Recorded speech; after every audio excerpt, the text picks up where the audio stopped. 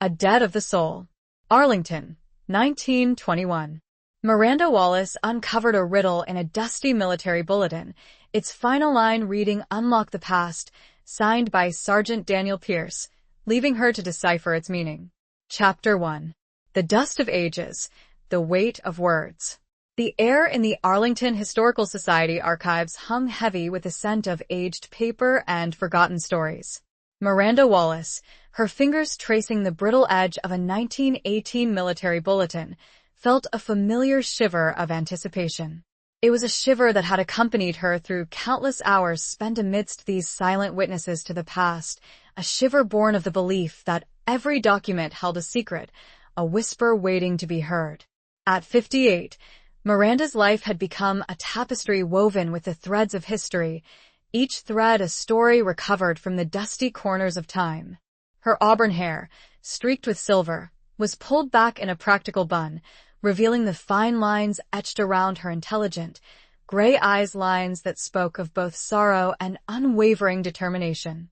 The Great War had taken her husband, Thomas, leaving a void that only the echoes of the past seemed capable of filling, even if only partially. This particular bulletin, however, was different. It wasn't the official pronouncements of troop movements or victory claims that caught her attention. It was a small, almost overlooked section at the bottom of the final page, titled Soldiers' Musings. Most of the entries were the usual patriotic doggerel or melancholic reflections on home. But one, tucked away in the corner, stood out. It was a riddle, penned in a precise, almost painfully neat hand, where shadows lengthen and heroes sleep, beneath the stones where secrets keep, a name forgotten, a love betrayed, a promise broken, a debt unpaid.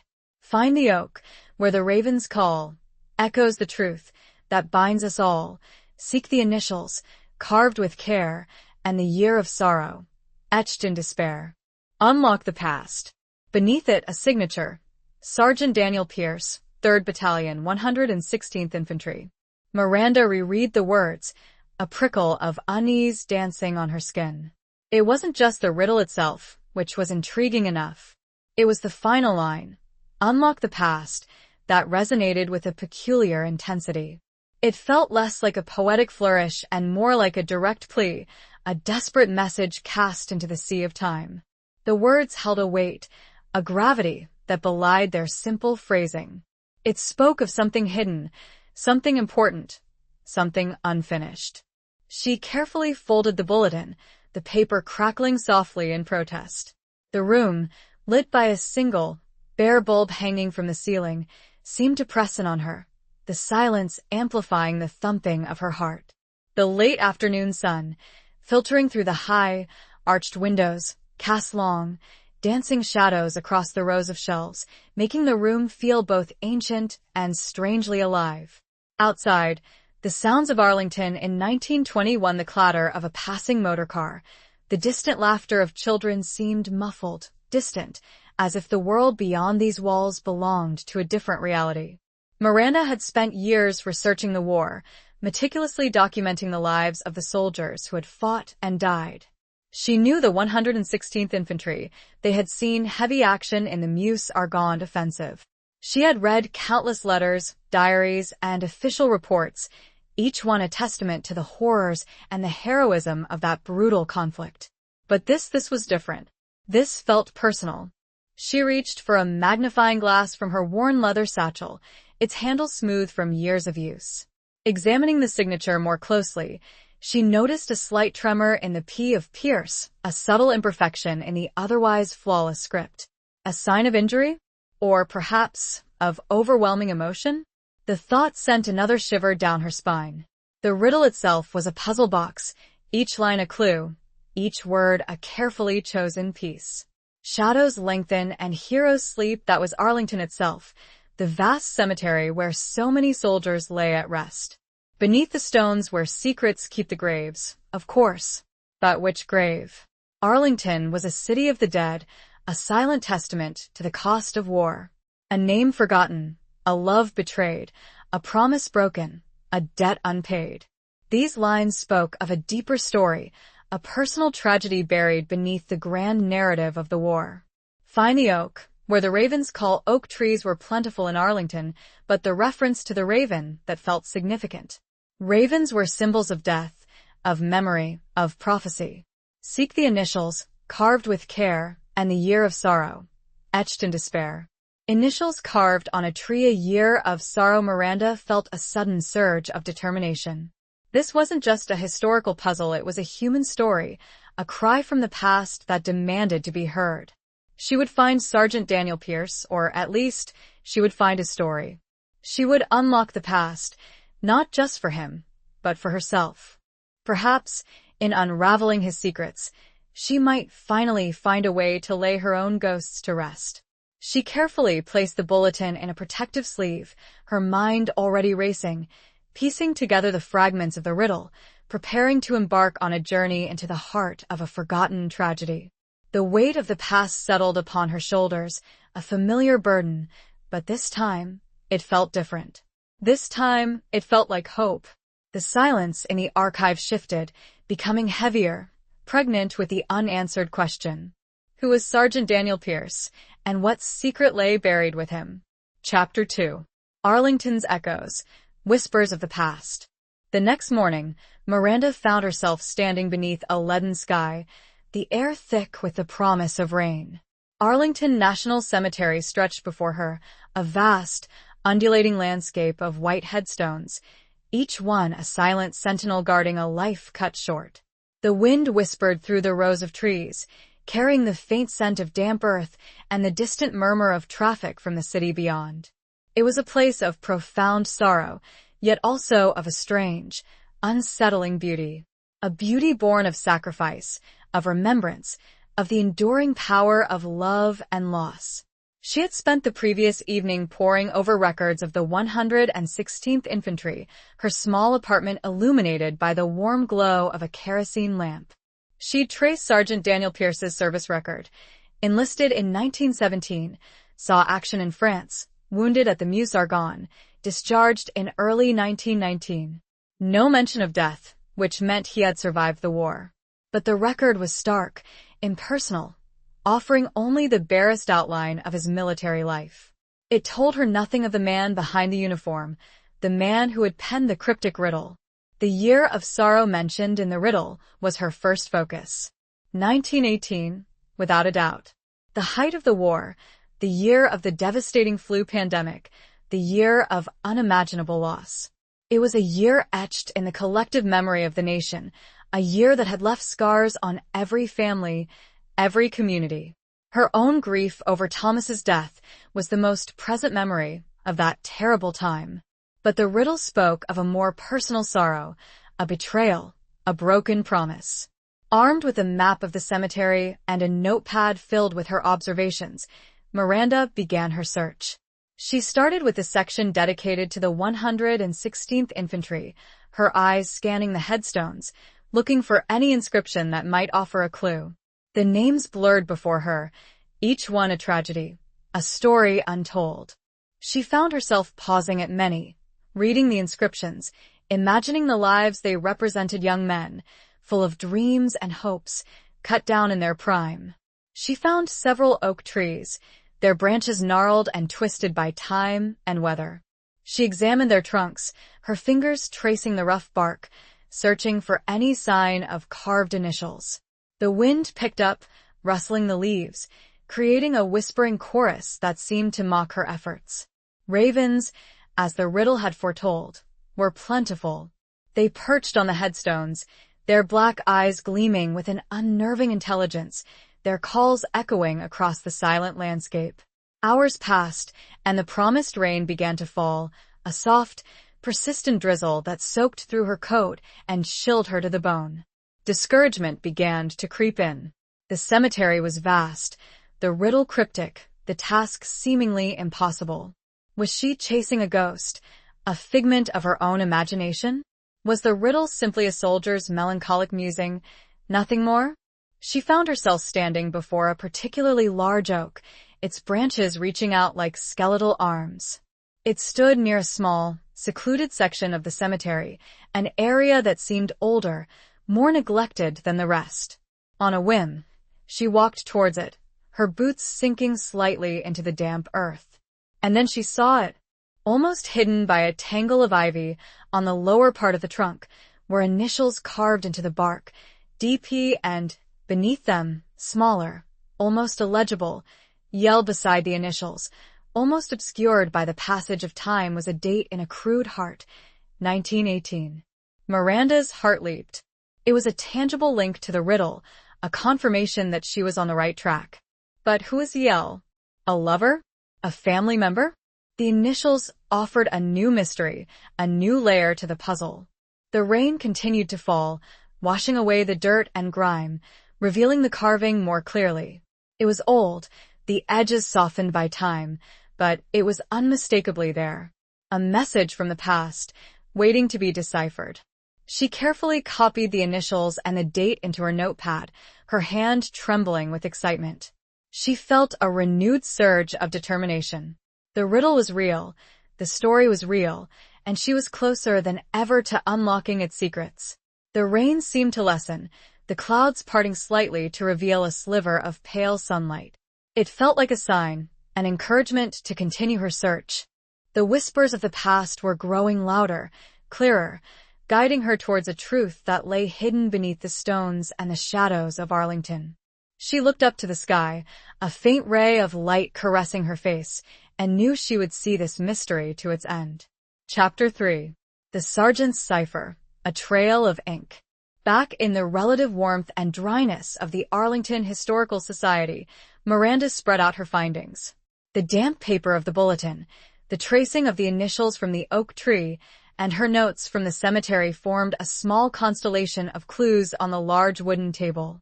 The single bulb overhead cast a pool of light, illuminating the documents and leaving the rest of the room in shadow.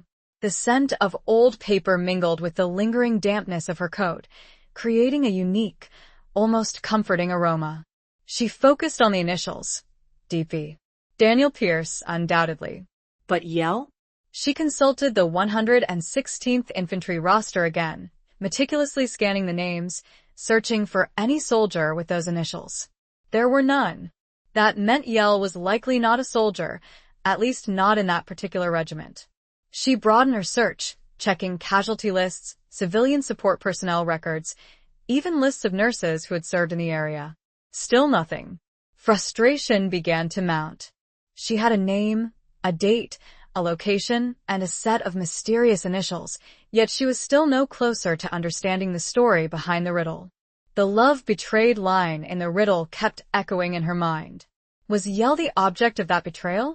Or was she somehow involved in it? Miranda decided to shift her focus back to Sergeant Pierce himself. If she couldn't find Yell directly, perhaps she could find clues about him that might lead her to her. She delved deeper into the archives, searching for any mention of Pierce beyond his basic service record. She found pay stubs, equipment requisitions, even a brief mention in a company commander's report praising his bravery during a particularly fierce engagement. And then she found it. Tucked away in a box of miscellaneous correspondence, she discovered a small, leather-bound notebook. The cover was worn and faded, but the name embossed in gold lettering on the front was clearly legible. Daniel Pierce. Her heart quickened. This was it. This was the personal connection she had been searching for. She carefully opened the notebook, her fingers brushing against the brittle pages. The handwriting was the same as the riddle, precise and neat, but now filled with the daily observations, thoughts, and emotions of a soldier at war. The first few entries were mundane, describing the tedium of training, the camaraderie of his fellow soldiers, the constant longing for home. But as the entries progressed, the tone shifted.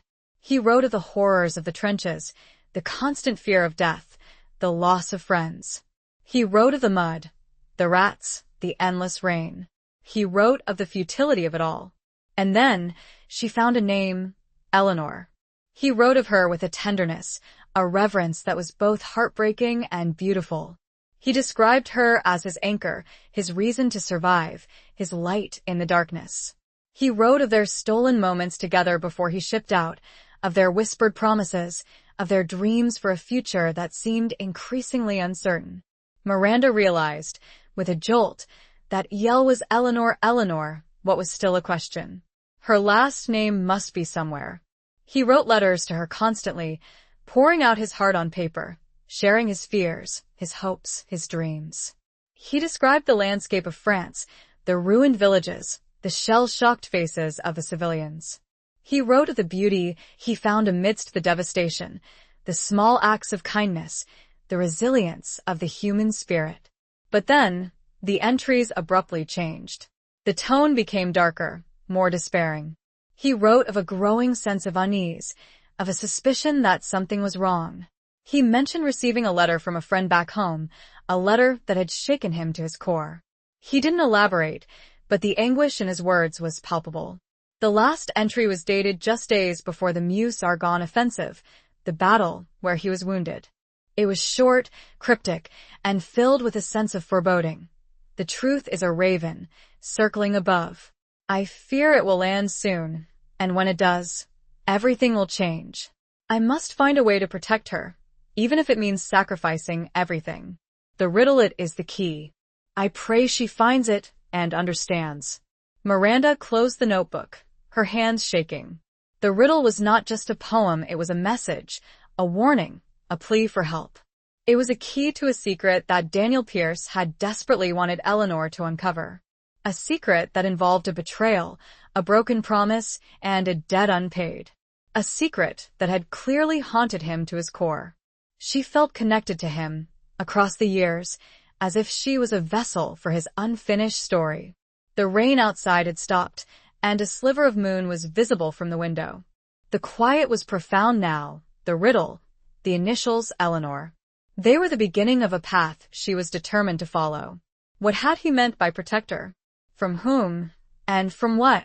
Chapter 4. Unseen Scars, Unspoken Truths. The next day dawned bright and clear, the storm of the previous days having washed the city clean. Miranda, fueled by the revelations from Daniel Pierce's notebook, returned to the Arlington Historical Society with a renewed sense of purpose. She needed to find Eleanor, and she needed to find her now. She started with the most obvious approach, searching for an Eleanor with the initials YL, who had a connection to Arlington or the surrounding area. She checked marriage records, birth certificates, property deeds, anything that might provide a clue. The task was daunting, the records voluminous and often incomplete. Hours turned into a blur of names and dates, each one a dead end. She considered the possibility that Eleanor might have moved away, perhaps even married, and changed her name. That would make the search infinitely more difficult. But she refused to give up. Daniel Pierce had entrusted her, however indirectly, with his story, and she was determined to see it through. As a change of tactic, she decided to focus on the friend mentioned in Daniel's last notebook entry. The one who had sent the unsettling letter. She reasoned that if she could identify this friend, she might be able to find a connection to Eleanor. She returned to Daniel's notebook, rereading the entries leading up to the fateful letter. He mentioned several names, fellow soldiers, friends from his hometown. She cross-referenced these names with the 116th Infantry roster and other available records, looking for any clue that might link them to Eleanor. One name stood out: Arthur Blackwood. Daniel mentioned him several times, referring to him as his closest confidant, his brother-in-arms. Arthur had also been wounded at the Meuse-Argonne, but unlike Daniel, he had not been discharged. He had remained in the army, eventually rising to the rank of captain. Miranda found Arthur Blackwood's service record. It was extensive, detailing his distinguished military career. He had received numerous commendations for bravery and leadership. He was, by all accounts, a model soldier. But there was something about the record that bothered Miranda. It was too perfect, too polished. There were no blemishes, no controversies, no hint of anything untoward. She decided to dig deeper. She searched for any mention of Arthur Blackwood outside of his official military record. She checked newspaper archives, local historical societies, even veterans organizations. It was a long shot, but she was running out of options. And then she found something. A small article in a local newspaper from 1920, reporting on a court-martial proceeding against Captain Arthur Blackwood. The charges were vague: conduct unbecoming an officer. The article mentioned that the case had been dismissed due to lack of evidence, but it also hinted at a scandal, a controversy that had been hushed up by the military. Miranda felt a chill run down her spine. This was it. This was the connection she had been looking for. The friend who had sent the unsettling letter to Daniel was likely Arthur Blackwood, and the letter had probably contained information related to the scandal that had led to his court-martial. But what was the scandal? And how did it involve Eleanor? She returned to the newspaper archives, searching for any further mention of Arthur Blackwood or the court-martial. She found nothing. The military had clearly done a thorough job of burying the story. But Miranda was not deterred. She knew that secrets, like bodies, eventually resurface. She just needed to find the right place to dig. She remembered a former librarian who had helped her on previous quests. He possessed a phenomenal memory and a network of contacts that extended into every crevice of Washington society. He was her only hope. She tracked him down to his new home, a modest house which contained more books than furniture. He recognized her instantly and gave her a warm, if slightly bewildered, smile. She shared the riddle, the notebook excerpts, and the information on Blackwood's court-martial. He listened intently, stroking his chin. Blackwood, he mused, I recall the name. Yes, it was quite a stir even for those times. It involved a woman, I believe. A nurse. She disappeared shortly after the trial. Vanished without a trace. Miranda's heart skipped a beat. A nurse? Could it be Eleanor? The pieces were starting to fall into place, but the picture they were forming was far from clear. And more importantly, where was Eleanor now? The old librarian frowned. He could not recall the woman's name, but he did have a contact who might. Chapter 5. Beneath the Willows, a Secret Meeting. The librarian's contact was a former Army intelligence officer named Mr. Silas Croft, a man shrouded in as much secrecy as the world he once inhabited. He lived in a secluded house on the outskirts of Arlington, surrounded by a high wall and a dense thicket of willow trees. The house itself was imposing, built of dark stone, with narrow windows that seemed to watch Miranda's approach with suspicion. Getting an appointment with Mr. Croft had been a challenge, requiring a series of cryptic phone calls and the vouching of the librarian's impeccable credentials. Even then, the meeting was granted with a palpable sense of reluctance, a clear indication that Mr. Croft was not a man who welcomed casual visitors. Miranda arrived at the appointed hour, the late afternoon sun casting long, eerie shadows through the willow branches. The air was still and heavy, the silence broken only by the rustling of leaves and the distant caw of a crow. She felt a sense of unease, a feeling that she was stepping into a world where secrets were currency and truth was a dangerous commodity. A stern-faced housekeeper ushered her into a dimly lit study, a room filled with the scent of old leather and pipe tobacco. Mr. Croft sat behind a large mahogany desk, his face a mask of inscrutability.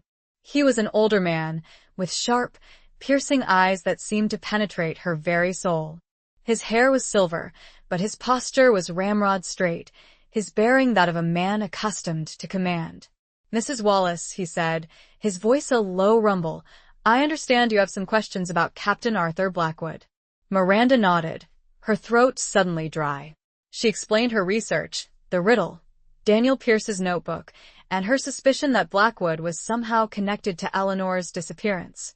She spoke carefully, choosing her words with precision, aware that she was treading on dangerous ground. Croft listened without interruption, his gaze unwavering. When she finished, he remained silent for a long moment, his fingers steepled beneath his chin. The silence stretched, becoming almost unbearable. Captain Blackwood, he finally said, his voice devoid of emotion, was a complicated man. A brilliant soldier, but flawed. He had a reputation for ruthlessness, and for getting what he wanted, regardless of the cost. And Eleanor? Miranda asked, her voice barely a whisper. Eleanor Lawson, Croft said, the name rolling off his tongue like a forgotten memory. She was a nurse, assigned to the 116th Infantry's medical unit. A beautiful woman, intelligent, compassionate. She and Daniel Pierce were involved. Deeply so. Miranda's heart clenched. So, Eleanor was a nurse, and her last name was Lawson. Finally, a complete identity. What happened to her? Miranda asked, her voice trembling. Croft hesitated, his gaze shifting to the window, as if searching for answers in the gathering darkness. She disappeared, he said, his voice barely audible. Shortly after Blackwood's court-martial. The official explanation was that she had returned to her family. But there were rumors. Whispers of foul play. Rumors? Miranda pressed. What kind of rumors? That Blackwood was obsessed with her, Croft said, his voice dropping to a conspiratorial whisper. That he had tried to force himself on her. That she had resisted. That he had silenced her. Miranda felt a wave of nausea wash over her. The pieces of the puzzle were falling into place, and the picture they were forming was horrific. Daniel Pierce had suspected Blackwood, had tried to warn Eleanor, had left the riddle as a last resort. But there's no proof? Miranda asked, her voice filled with a desperate hope. Proof? Croft scoffed. In matters like these, proof is a luxury. Blackwood was a powerful man, with connections in high places. He was untouchable. But surely someone must have known something, Miranda insisted. Someone must have seen something. Croft looked at her, his eyes filled with a mixture of pity and resignation. There was one witness, he said, his voice barely a whisper. A young soldier, a private in Blackwood's company. He claimed to have seen something. But he recanted his testimony. He said he had been mistaken. Why? Miranda asked. Why would he recant? Fear, Croft said simply. Fear of Blackwood. Fear of the consequences. He disappeared shortly after the trial, just like Eleanor. Miranda felt a surge of anger, of frustration, of helplessness. The truth was out there, buried beneath layers of lies and intimidation. But how could she uncover it? How could she bring justice to Eleanor, to Daniel, to the young soldier who had been silenced? The riddle, Croft said suddenly, his voice breaking the silence. You said there was a riddle. Miranda nodded, her mind racing. She recited the riddle, her voice echoing in the dimly lit room. Croft listened intently, his eyes narrowing in concentration. When she finished, he remained silent for a long moment, his gaze fixed on some distant point in space. The oak tree, he said finally, his voice barely a whisper. The initials. The year. It's a location. A place where something is hidden. He stood up abruptly, his chair scraping against the wooden floor. I need to see this riddle, he said, his voice filled with a sudden urgency. And the notebook. And everything else you have. There may be something we've missed. Miranda felt a flicker of hope. Perhaps, just perhaps, the riddle held the key to unlocking the truth. Perhaps, after all these years, justice could still be served. He looked her straight in the eye and delivered a chilling statement. Mrs. Wallace, we are dealing with secrets that some would kill to keep buried. Chapter 6. The Map of Memory. A Journey Unfolds. Miranda returned to Mr. Croft's house the following morning, carrying the precious bulletin, Daniel's notebook, and a detailed map of Arlington National Cemetery. The air was crisp and cool, the sky a brilliant blue, a stark contrast to the darkness of the previous evening's revelations. She felt a mixture of apprehension and anticipation, a sense that she was on the verge of a breakthrough, but also a growing awareness of the danger involved. Mr. Croft greeted her with a grim nod, his face etched with a seriousness that bordered on anxiety. He ushered her into the study, where he had already spread out a large, detailed map of the cemetery on his desk. It was an older map, dating back to the 1920s, showing the layout of the graves and the surrounding landscape as it had been during the time of Daniel and Eleanor. Let's start with the riddle, Croft said, his voice low and urgent. He pointed to the lines, find the oak, where the ravens call, echoes the truth, that binds us all. You found the initials carved on an oak tree, he continued, his finger tracing the contours of the map. Show me where. Miranda pointed to the secluded section of the cemetery where she had discovered the carving. Croft studied the location, his brow furrowed in concentration. This area, he said, his voice barely a whisper, was used primarily for unmarked graves. Paupers, criminals, those who died without family or identification. It was also rumored to be a place where certain things were buried, things that people wanted to keep hidden. Miranda felt a chill run down her spine. The implications were clear. Daniel had chosen this location for a reason. He had hidden something there, something related to Eleanor, to Blackwood, to the truth. The next lines, Croft continued, seek the initials, carved with care, and the year of sorrow, etched in despair. You found those as well, he noted. Miranda nodded, pointing again to the location of the oak tree. Croft studied the map, his gaze sweeping across the surrounding area. There's something else, he said, his voice barely audible. Something significant about this location. He pointed to a small, almost imperceptible symbol on the map, a tiny circle with a dot in the center. It was located just a few yards from the oak tree, hidden amongst a cluster of other unmarked graves. What is it? Miranda asked, her voice filled with anticipation. It's a marker, Croft said, his voice trembling slightly. A marker used by intelligence operatives during the war to indicate a drop point, a place where information or objects were exchanged. Secretly, Miranda's heart leaped. This was it. This was the connection. Daniel had used his knowledge of military intelligence protocols to hide something at this specific location, a location that would have been known only to a select few. But what did he hide? Miranda asked, her voice filled with a desperate urgency. Croft shook his head, his face pale. I don't know, he said, his voice barely a whisper. But whatever it is, it's dangerous. Blackwood knew about it. He must have. That's why he silenced Eleanor. That's why he silenced the young soldier. Miranda felt a surge of determination. She had to find whatever Daniel had hidden. She had to uncover the truth, no matter the cost. We need to go there, she said, her voice firm. We need to go to the cemetery. Tonight. Croft hesitated, his eyes filled with a mixture of fear and resolve. It's risky, he said, his voice low. Blackwood may be gone, but his influence, his legacy still lingers. There are people who would do anything to protect his secrets. I know, Miranda said, her voice unwavering. But we have to try. For Daniel. For Eleanor. For the truth. Croft looked at her, his eyes filled with a grudging admiration. He nodded slowly. Very well, he said, his voice barely a whisper. We go tonight. But we go prepared. And we go carefully. We are walking into the shadows, Mrs. Wallace. And the shadows have eyes. He reached into a drawer in his desk and pulled out a small, leather-bound case. He opened it, revealing a collection of tools, a small shovel, a pair of gloves, a flashlight, and a pistol. Miranda's eyes widened. She had never held a gun in her life. Just in case, Croft said, his voice grim.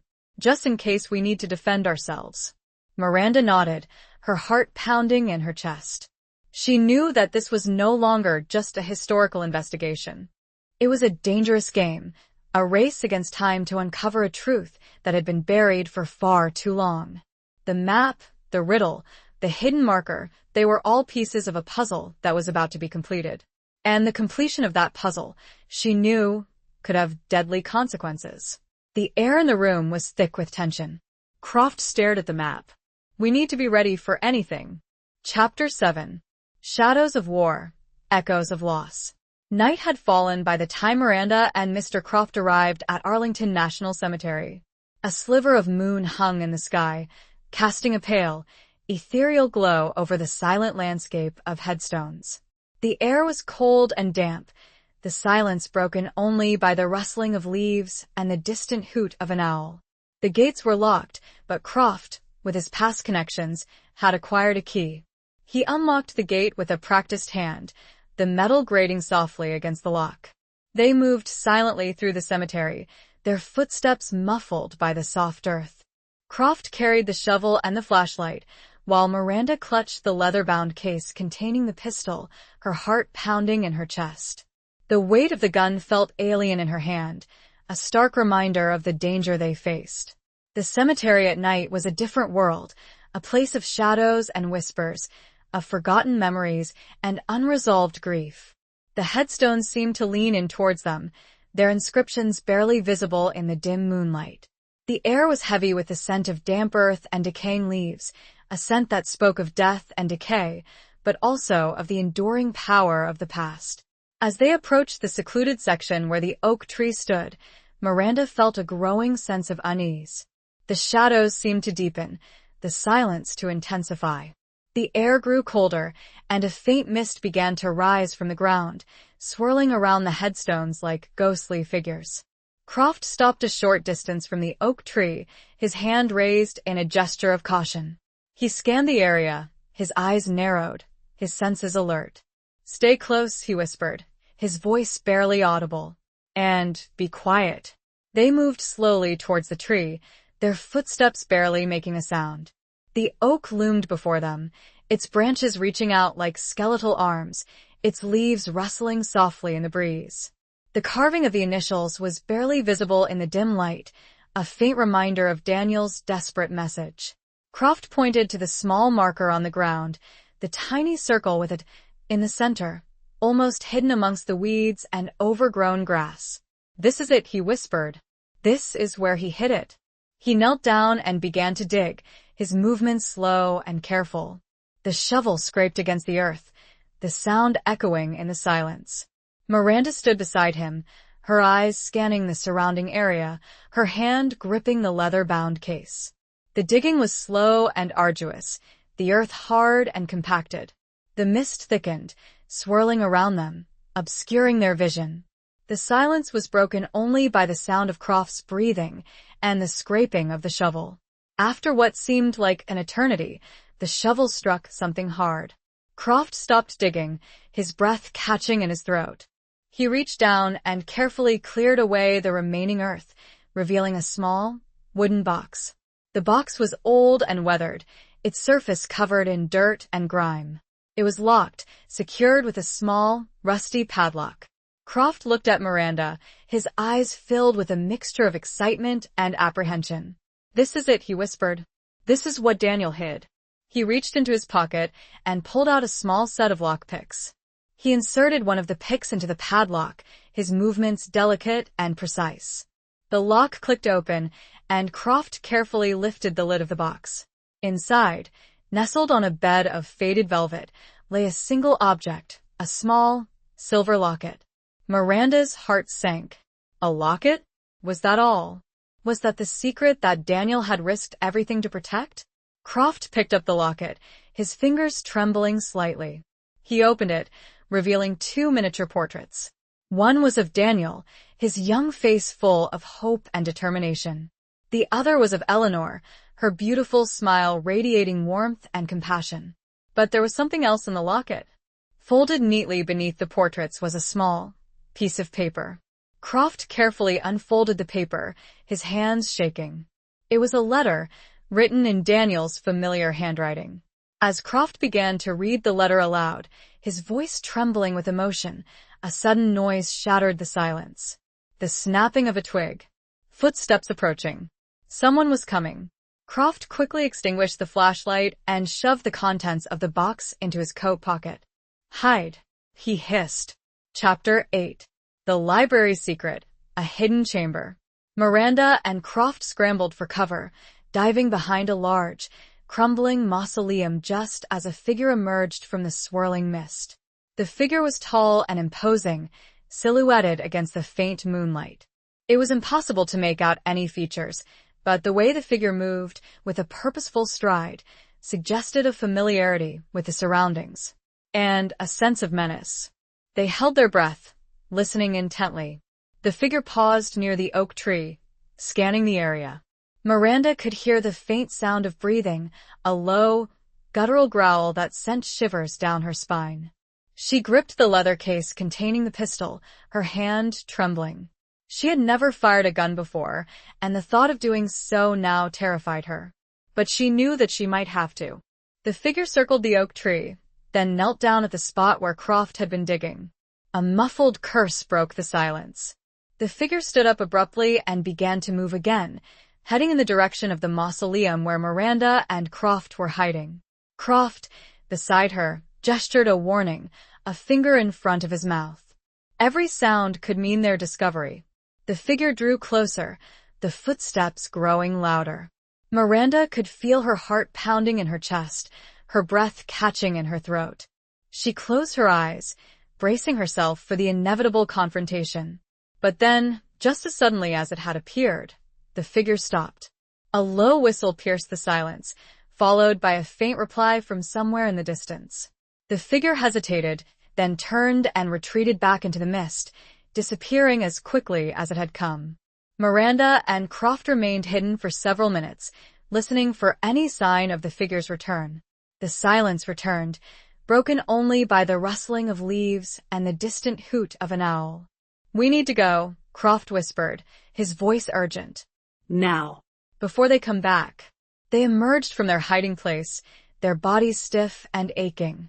They moved quickly and silently back towards the gate, their senses on high alert. They didn't speak until they were safely back in Croft's car, driving away from the cemetery. Who was that? Miranda asked, her voice trembling. Croft shook his head, his face grim. I don't know, he said. But they knew we were there. They knew about the box. But how? Miranda asked. How could they have known? Croft remained silent, his gaze fixed on the road ahead.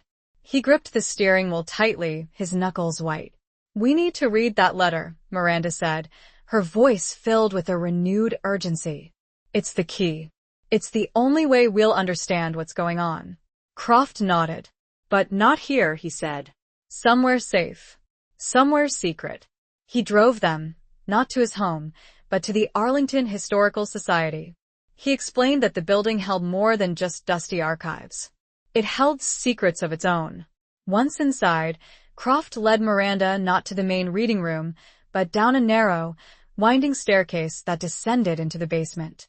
The air grew colder and damper, the scent of old paper mingling with the musty odor of earth. At the bottom of the staircase, Croft stopped before a seemingly blank wall. He pressed a hidden button, concealed within the intricate carvings of a wooden panel. A section of the wall slid open, revealing a hidden chamber. The chamber was small and dimly lit, illuminated by a single, bare bulb hanging from the ceiling. It was filled with shelves stacked with books and documents, a secret archive within the archive. "This is where the Society keeps its most sensitive materials," Croft explained, his voice low. "Documents that are too dangerous to be made public." He placed the wooden box, retrieved from his pocket, on a small table in the center of the room. He opened it, revealing the locket and the folded letter. He carefully unfolded the letter, his hands trembling.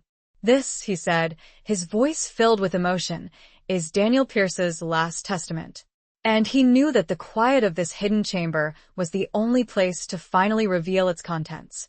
They were, after all, in a location even the mysterious figure from the graveyard could not easily find. Chapter 9. Letters from the Front. A Love Unveiled.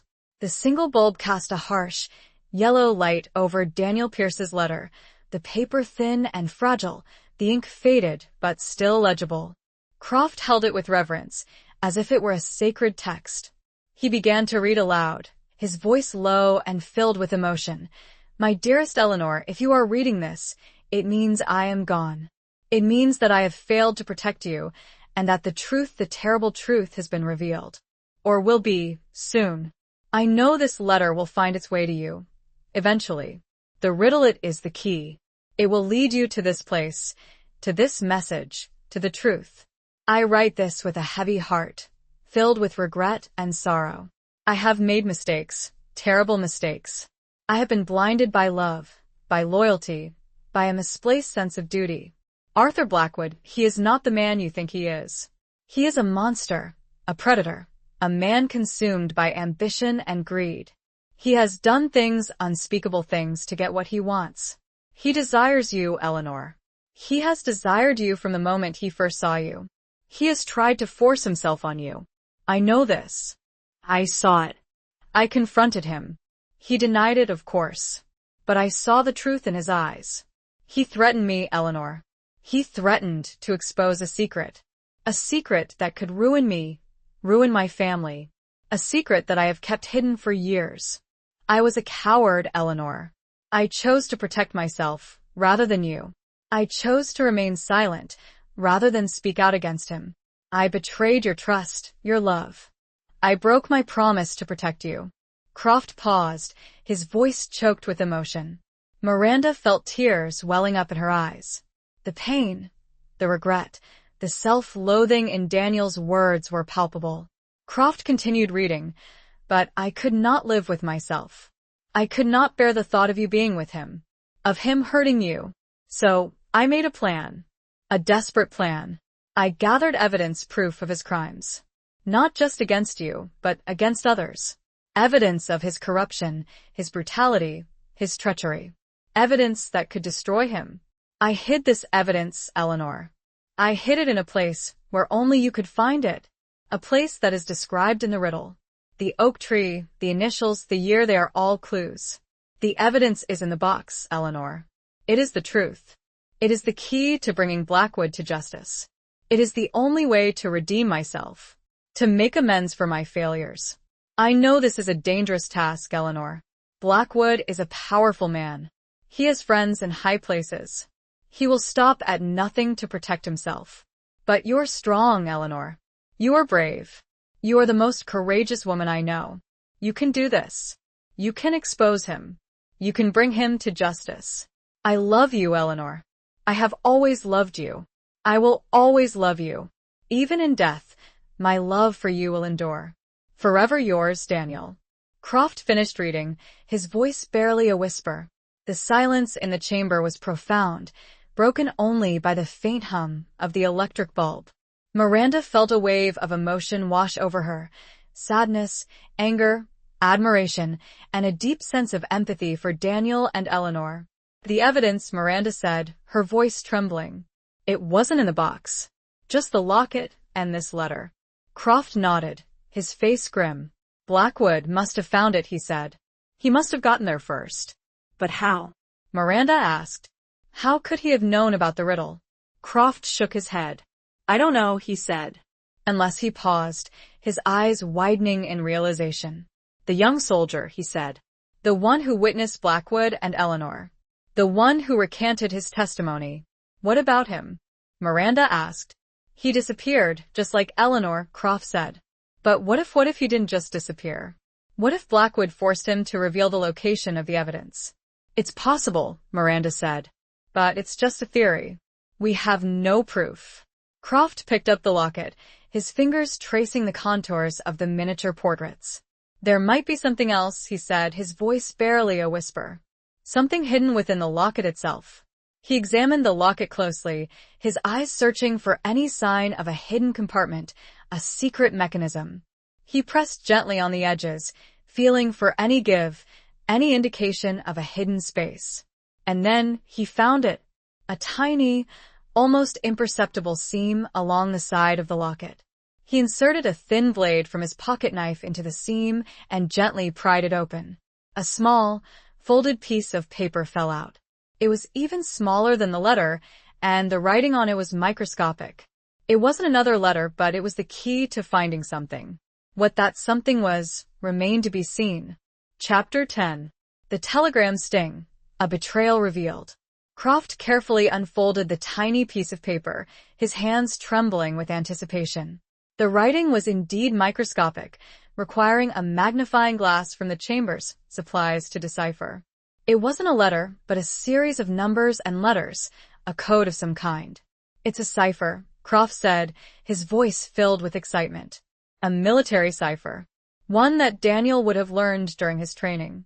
He recognized the pattern, a variation of a substitution cipher used by the Army during World War I.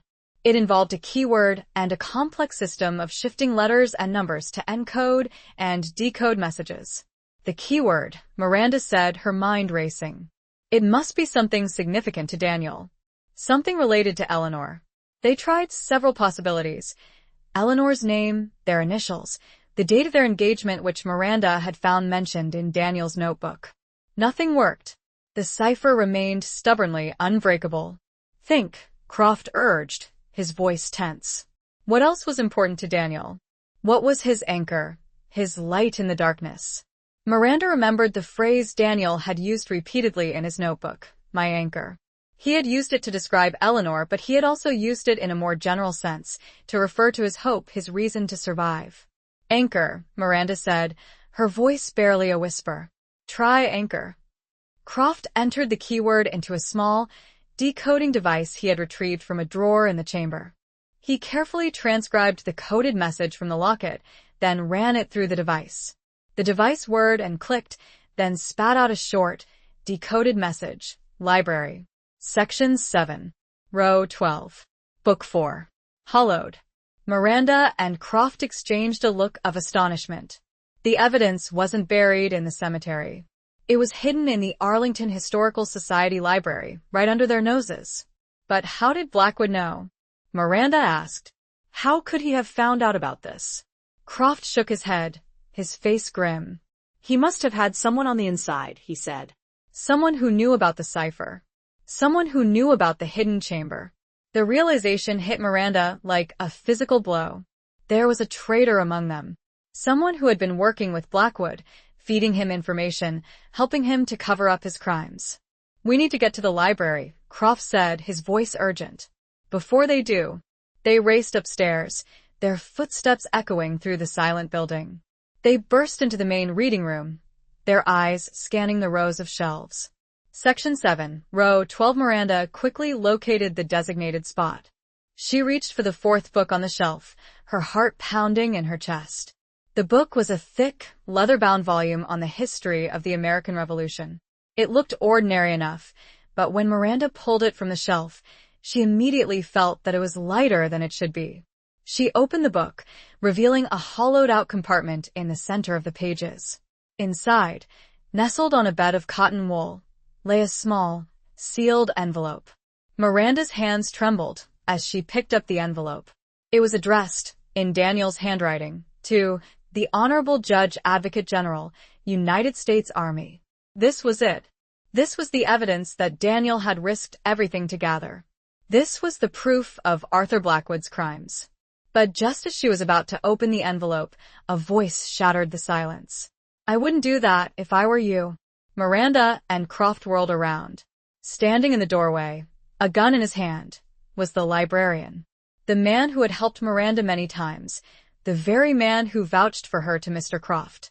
His expression was no longer kindly. It was cold, calculating, and deadly. You, Miranda gasped, her voice filled with disbelief. You're the traitor. The librarian smiled, a cruel, mocking smile. I prefer the term pragmatist, he said. Blackwood was a powerful man. He offered me certain incentives. To look the other way. To facilitate his interests. But why? Miranda asked. Why would you betray Daniel? Betray Eleanor? The librarian shrugged. Sentimentality has no place in this world, Mrs. Wallace. Only power. And Blackwood had power. He still has influence even now. He gestured with the gun. The envelope, please. And the locket. And the letter. Everything. Miranda hesitated, her mind racing. She knew that if she handed over the evidence, Blackwood would win. Daniel's sacrifice would have been in vain. But she also knew that if she refused, the librarian would shoot. He had nothing to lose. She looked at Croft, her eyes pleading for guidance. Croft gave a slight nod, his face grim.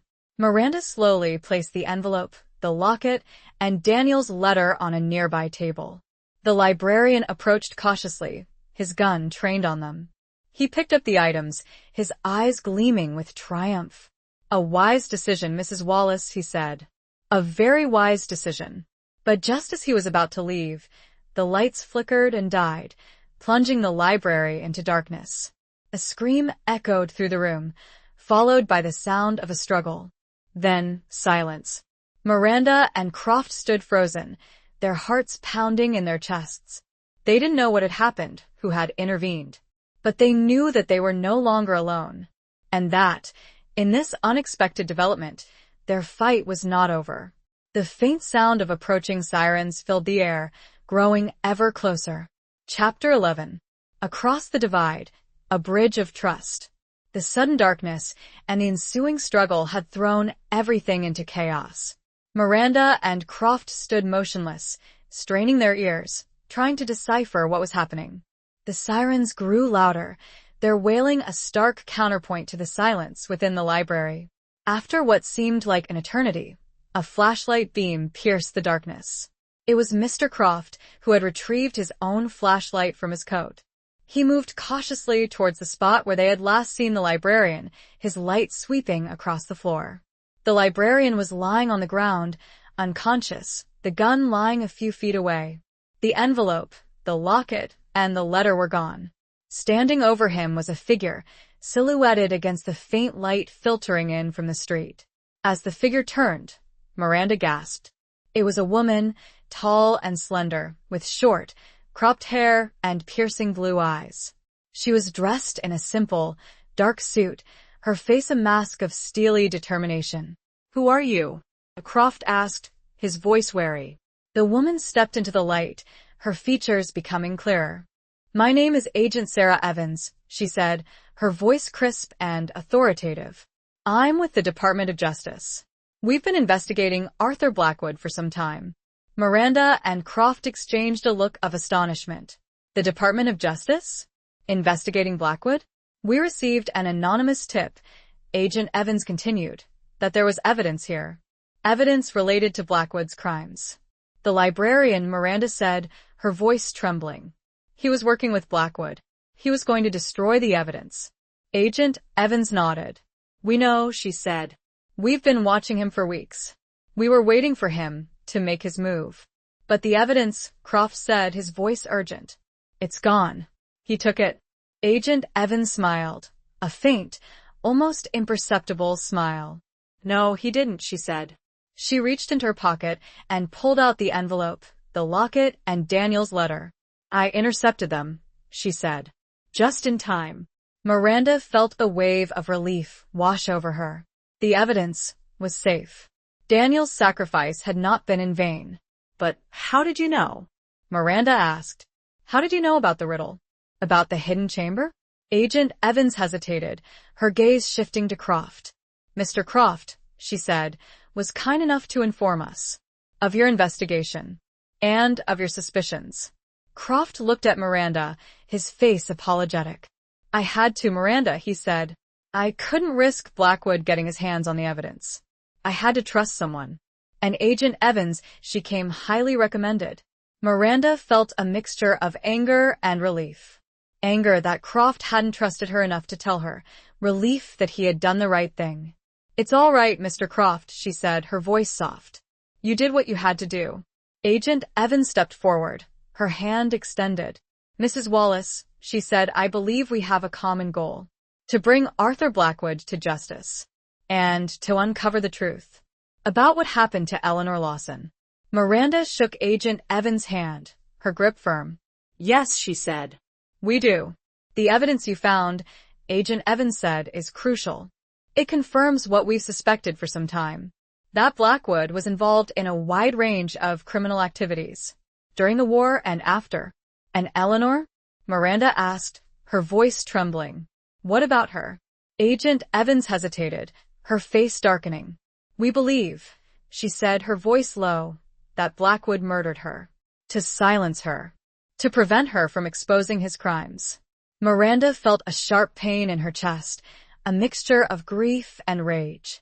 She had known, deep down, that this was the truth. But hearing it confirmed, from an official source, was devastating. "We're going to bring him to justice, Mrs. Wallace," Agent Evans said, her voice filled with determination. "I promise you that. We're going to make him pay for what he did. To Eleanor.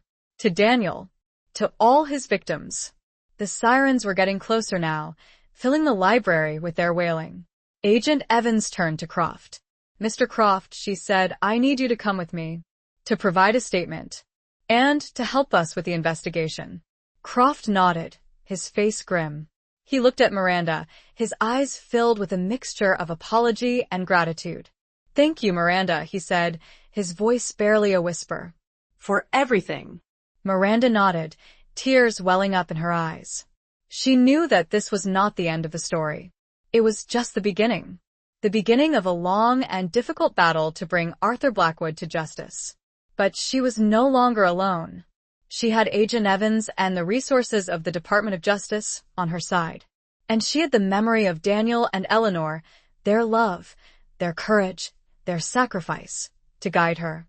As Agent Evans and Mr. Croft left the library, escorted by several uniformed police officers, Miranda remained standing in the dimly lit room, the silence now broken only by the fading sound of the sirens.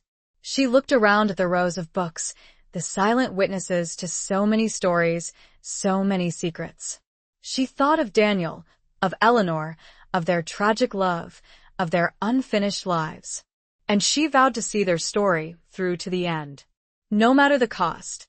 The weight of that vow settled upon her, heavy, but somehow comforting. The sirens faded into the night, and she knew she had a long, hard road ahead. Chapter 12. The Garden of Remembrance, a Promise Kept. The following days were a whirlwind of activity. Miranda found herself caught up in the investigation, providing Agent Evans and her team with a detailed account of her findings, her conversations with Croft, her discovery of the riddle, and Daniel's letter. She spent hours poring over documents, answering questions, reliving the events that had led her to this point. The media had gotten wind of the story, of course. The arrest of the librarian, the discovery of the hidden chamber in the Arlington Historical Society, the rumors of a long-buried scandal involving a decorated war hero, it was all fodder for the newspapers. Miranda found herself besieged by reporters, eager for a quote, a glimpse of the woman who had unearthed this shocking tale. She refused all interviews, preferring to remain in the background, letting Agent Evans and the Department of Justice handle the public relations. The focus of the investigation was now squarely on Arthur Blackwood. Although he had been dead for several years, his legacy lived on, his influence still felt in certain circles of power. Agent Evans and her team were determined to dismantle that legacy, to expose the full extent of his crimes, to bring justice to his victims, even if posthumously. The evidence Daniel had hidden in the library proved to be damning. It consisted of a series of letters, documents, and photographs that detailed Blackwood's involvement in a wide range of illegal activities during the war: black marketeering, bribery, extortion, and even collaboration with the enemy. There was also evidence linking him to the disappearance of several other individuals, besides Eleanor, who had threatened to expose his crimes. But the most crucial piece of evidence was a detailed confession, written by the young soldier who had witnessed Blackwood and Eleanor together. The soldier, whose name was Private Thomas Miller, had been coerced into recanting his testimony at Blackwood's court-martial. But he had secretly written a full account of what he had seen, detailing Blackwood's assault on Eleanor and her subsequent disappearance. He had entrusted this confession to Daniel, knowing that he was risking his own life by doing so. Private Miller's confession, along with Daniel's letter and the other evidence, painted a clear picture of what had happened to Eleanor. Blackwood had murdered her, silencing her to prevent her from exposing his crimes. He had then disposed of her body, burying her in an unmarked grave, somewhere in Arlington National Cemetery. The investigation now shifted to finding Eleanor's remains. Agent Evans organized a large-scale search of the cemetery, focusing on the secluded section where Miranda had found the carved initials on the oak tree. Teams of investigators, aided by cadaver dogs, combed the area, meticulously searching for any sign of a burial. Miranda accompanied the search team, her heart heavy with grief and anticipation. She felt a deep connection to Eleanor, a sense of shared loss, of shared injustice. She wanted to find her, to bring her home, to give her the proper burial she deserved. After days of searching, the breakthrough came. One of the cadaver dogs alerted to a specific spot, a small, overgrown area near the oak tree. The investigators carefully excavated the site, their movements slow and deliberate. And then they found her. The remains were skeletal, but they were unmistakably those of a young woman. A small, silver locket was found with the remains, identical to the one Daniel had hidden in the library, except this one contained only Eleanor's portrait. Miranda felt tears streaming down her face as she watched the investigators carefully remove Eleanor's remains from the earth. It was a moment of profound sadness, but also of closure. Eleanor had been found. Her story had been told. Justice, though delayed, was finally within reach. Agent Evans approached Miranda, her face filled with compassion. "We found her, Mrs. Wallace," she said. "Thanks to you." Miranda shook her head, her voice choked with emotion. "It wasn't me," she said. "It was Daniel. He led us to her. He kept his promise." A few weeks later, a small, private ceremony was held at Arlington National Cemetery. Eleanor Lawson was finally laid to rest, with full military honors, in a marked grave, not far from the oak tree where her story had begun. Miranda stood beside Agent Evans, watching as the coffin was lowered into the ground. The sky was overcast, a gentle rain falling, as if the heavens themselves were weeping for Eleanor. A military chaplain read a passage from the Bible, his voice echoing across the silent landscape. Then, a bugler played taps, the mournful notes hanging in the air, a tribute to a life cut short, a love betrayed, a promise kept. As the ceremony ended, Miranda approached the grave, her hand clutching a single, white rose. She placed the rose on the headstone, her fingers tracing the newly carved inscription, "Eleanor Lawson, beloved nurse, 1895-1918 forever, in our hearts rest in peace." "Eleanor," Miranda whispered, her voice filled with emotion. "Your story has been told. Your truth has been revealed. Justice will be served." She turned and walked away from the grave, her heart heavy but also filled with a sense of peace. She had done what she had set out to do. She had unlocked the past. She had uncovered the truth. She had brought closure to a story that had been buried for far too long. She felt Eleanor, Daniel, and Thomas with her, and took her first steps into a new world. Chapter 13. The Clockmaker's Puzzle. Time runs out. With Eleanor's remains recovered and laid to rest, the focus of the investigation shifted to building a posthumous case against Arthur Blackwood. Agent Evans and her team meticulously assembled the evidence, preparing to present their findings to the Department of Justice and, ultimately, to the public.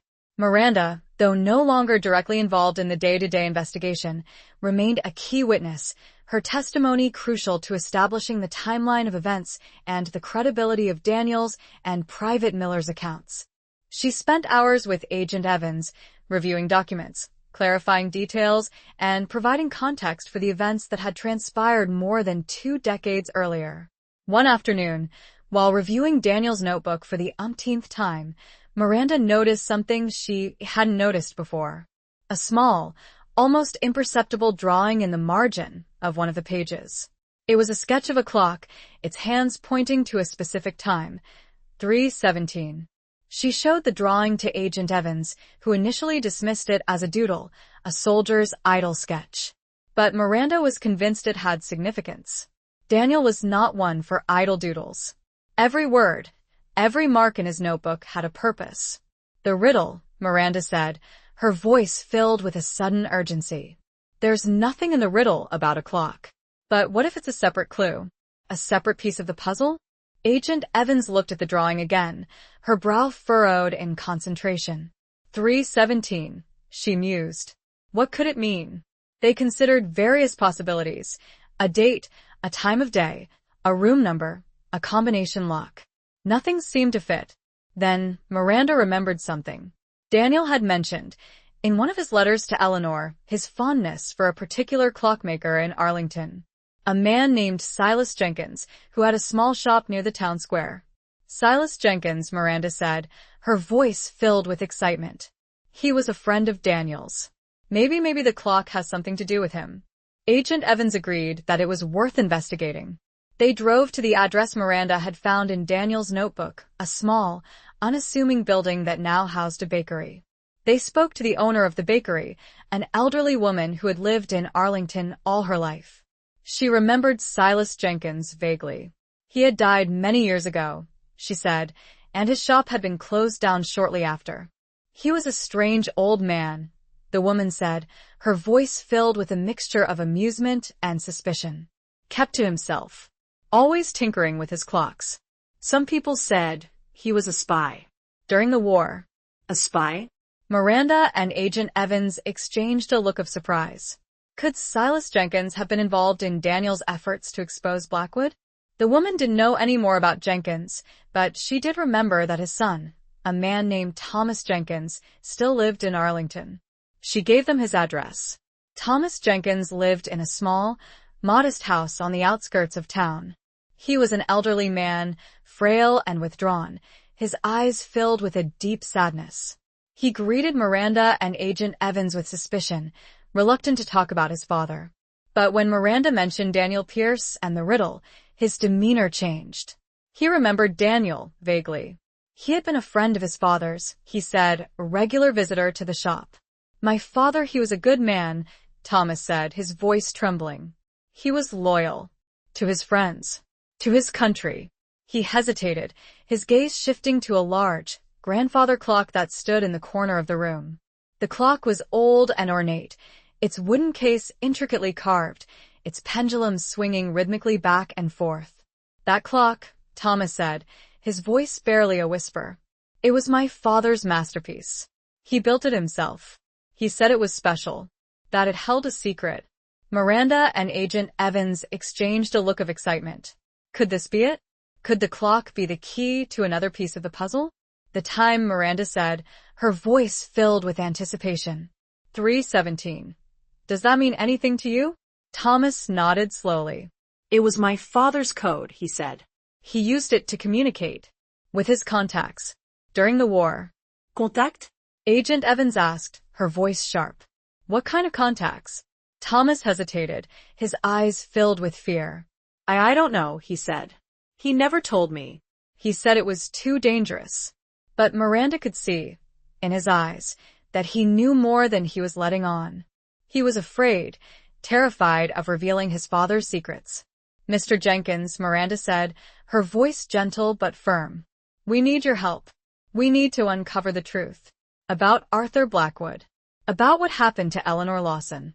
Thomas looked at Miranda, his eyes filled with a mixture of fear and desperation. He took a deep breath, then nodded slowly. "The clock," he said, his voice barely a whisper. "There's a mechanism.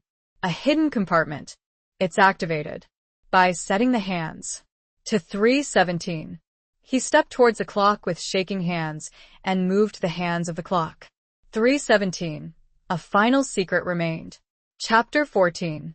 The Stolen Photograph, a Face from the Past. Thomas Jenkins, his hands trembling, carefully adjusted the hands of the grandfather clock to 3:17. A faint click echoed through the room as a hidden mechanism engaged. A small panel, almost invisible within the intricate carvings of the clock's case, slid open, revealing a hidden compartment. Inside the compartment, nestled on a bed of faded velvet, lay a single object, a photograph. It was an old photograph, its edges frayed and yellowed, its surface covered in a fine layer of dust. But the image was still clear, still vibrant, still capable of evoking a powerful emotional response. It was a photograph of a group of soldiers, standing in front of a military tent, somewhere in France. They were young, their faces full of hope and determination, their uniforms dusty and worn. Miranda recognized several of the faces. Daniel Pierce, of course, standing tall and proud, his arm around the shoulder of another soldier. Arthur Blackwood, looking arrogant and disdainful, his gaze fixed on something or someone off camera. And Private Thomas Miller, the young soldier who had witnessed Blackwood's assault on Eleanor, looking nervous and uncertain, his eyes filled with a haunting sadness. But there was another face in the photograph, a face that Miranda didn't recognize. A woman, standing slightly apart from the group, her face partially obscured by a shadow.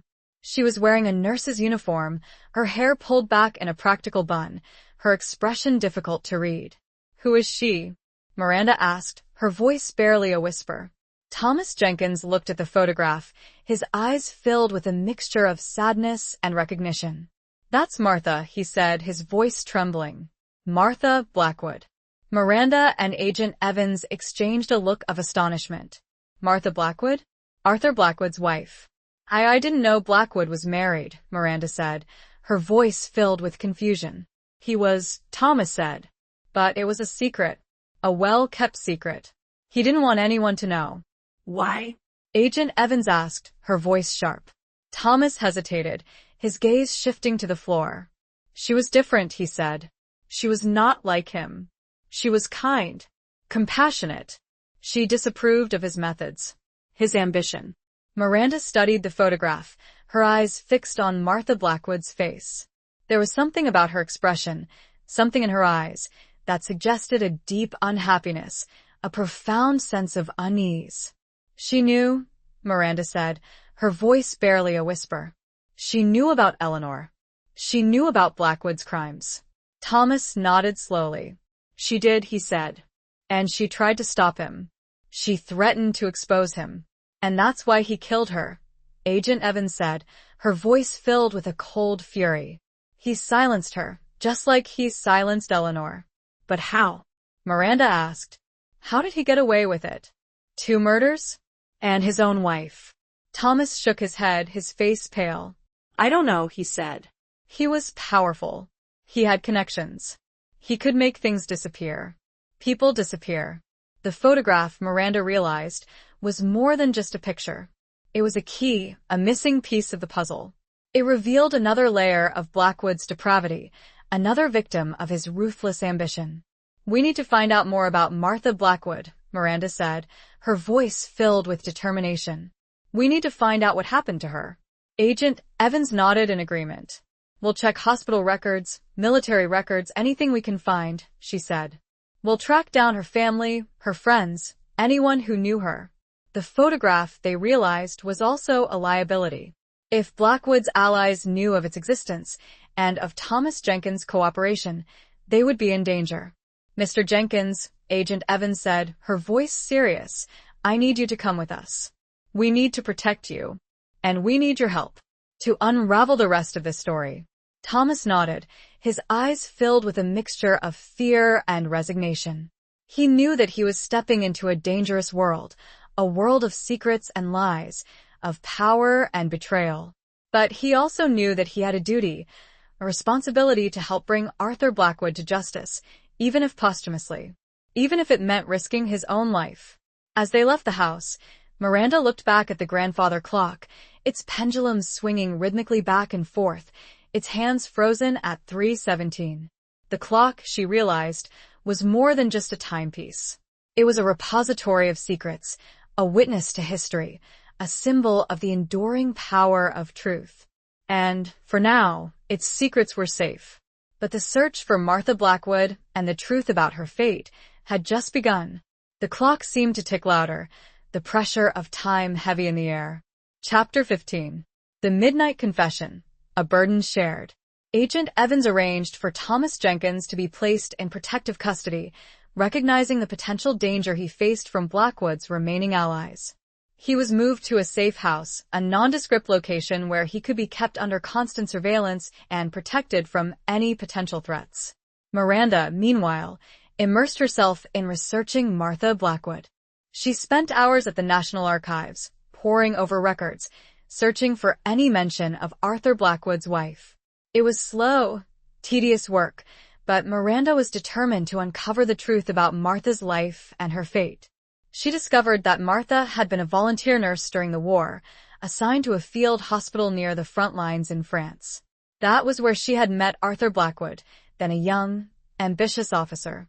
They had married in a small, private ceremony, a union that was kept secret from most of Blackwood's colleagues and superiors.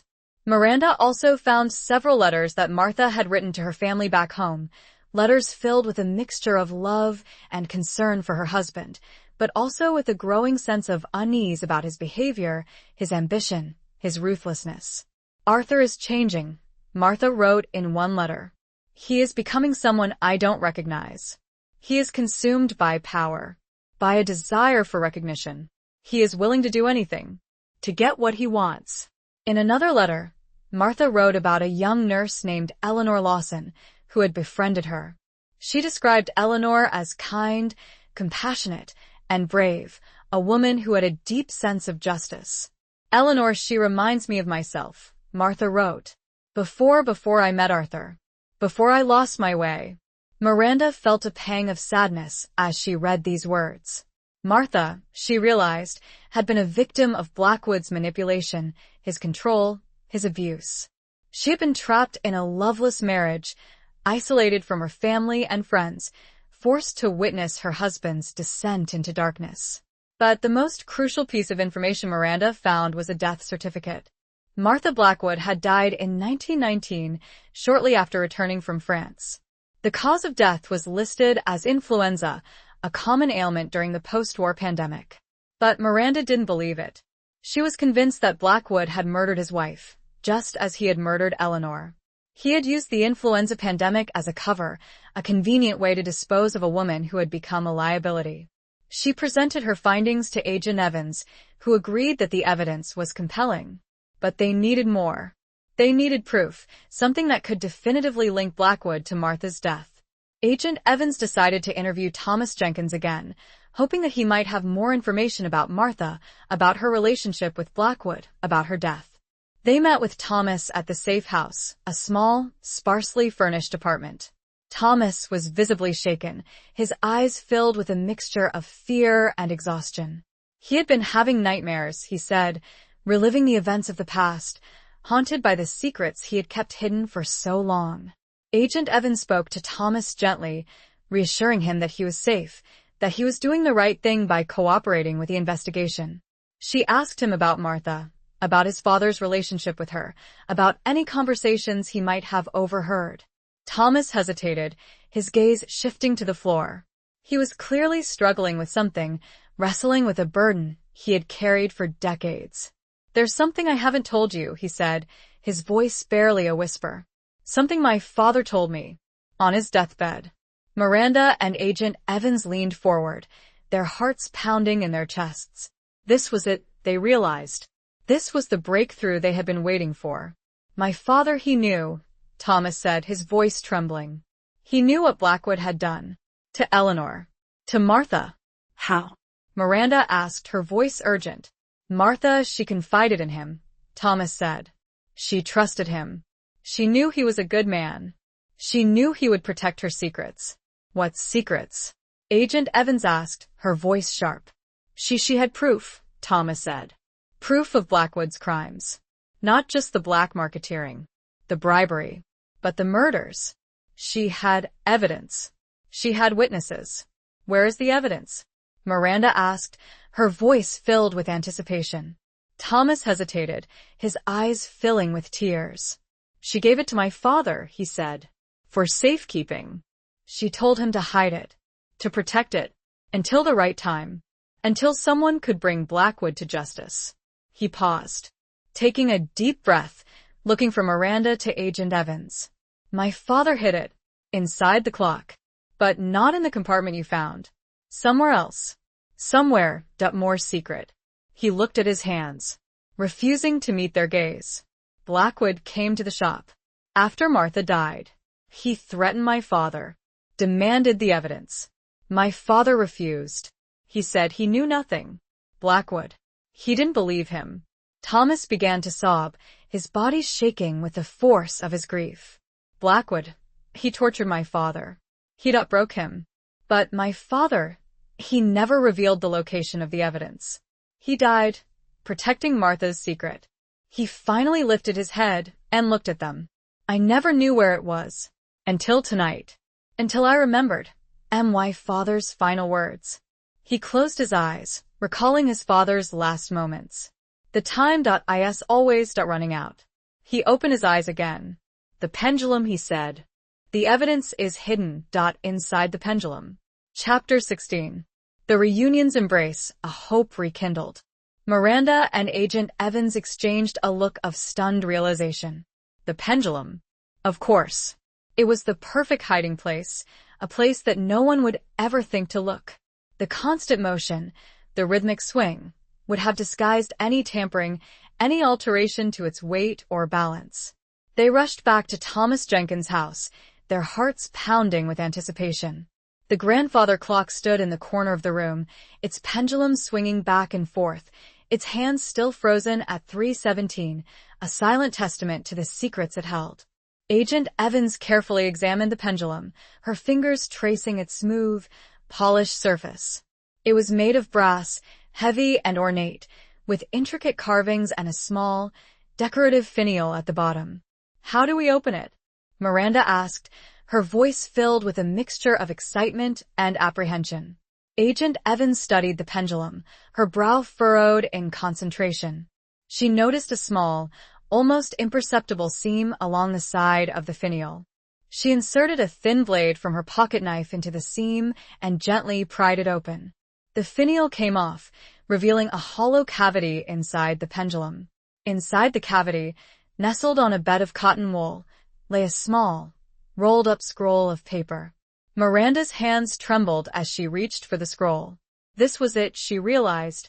This was the final piece of the puzzle, the evidence that would definitively link Arthur Blackwood to the murders of Eleanor Lawson and Martha Blackwood. Agent Evans carefully unrolled the scroll, revealing a series of documents, written in Martha Blackwood's handwriting. There were letters, diaries, and sworn statements from witnesses, all detailing Blackwood's crimes, his abuse of power, his ruthless ambition. But the most damning piece of evidence was a confession, written by Martha herself, just days before her death. In the confession, Martha described how Blackwood had murdered Eleanor, how he had threatened her, how he had planned to silence her as well. "I fear for my life," Martha wrote. "I know that Arthur is capable of anything. He has become a monster. He has lost his soul. I must expose him. I must bring him to justice, even if it costs me my life." Miranda felt tears streaming down her face as she read these words. Martha, she realized, had been a true heroine, a woman of extraordinary courage and conviction. She had sacrificed everything, her happiness, her safety, her very life, to expose the truth about her husband's crimes. With the discovery of Martha's confession, the case against Arthur Blackwood was complete. Agent Evans had all the evidence she needed to present a compelling case to the Department of Justice, to the public, to history. But there was one more thing Miranda needed to do. One more loose end to tie up. She remembered Daniel Pierce's notebook, his constant references to Eleanor, his anchor, his light in the darkness. She remembered the riddle, his desperate plea to unlock the past. She realized that Daniel had not only wanted to expose Blackwood's crimes, he had also wanted to be reunited with Eleanor, even in death. He had wanted to be buried near her, to be with her for eternity. She contacted the authorities at Arlington National Cemetery and requested that Daniel Pierce's remains be exhumed and reburied next to Eleanor Lawson. It was an unusual request, but given the extraordinary circumstances, the authorities agreed. A few weeks later, a small, private ceremony was held at Arlington National Cemetery. Daniel Pierce's remains, contained in a simple wooden coffin, were reinterred next to Eleanor Lawson's grave. Miranda stood beside Agent Evans, watching as the coffin was lowered into the ground. The sky was clear, a gentle breeze rustling the leaves of the oak tree that stood nearby. A military chaplain read a passage from the Bible, his voice echoing across the silent landscape. Then, a bugler played taps, the mournful notes hanging in the air, a tribute to two lives cut short, two lovers reunited, two souls finally at peace. As the ceremony ended, Miranda approached the grave, her hand clutching a small, silver locket, identical to the one Daniel had hidden in the library, except this one contained both Daniel's and Eleanor's portraits. She placed the locket on Daniel's headstone, her fingers tracing the newly carved inscription, "Sergeant Daniel Pierce, beloved soldier, 1893-1919, together with Eleanor, forever. Rest in peace, Daniel," Miranda whispered, her voice filled with emotion. "Your story has been told. Your love has been remembered. Your sacrifice has not been in vain." She turned and walked away from the grave, her heart filled with a mixture of sadness and hope. Sadness for the lives that had been lost, for the love that had been betrayed, for the injustices that had been committed. But hope for the future, for the power of truth, for the enduring strength of the human spirit. As she walked, she felt a presence beside her, a warmth, a sense of peace. She looked up at the sky, a faint smile on her lips. She knew that Daniel and Eleanor were together, finally, their love story complete, their souls intertwined for eternity. And she, Miranda Wallace, the woman who had unlocked their past, was finally free to embrace her future. Chapter 17. The trial's verdict, justice delayed.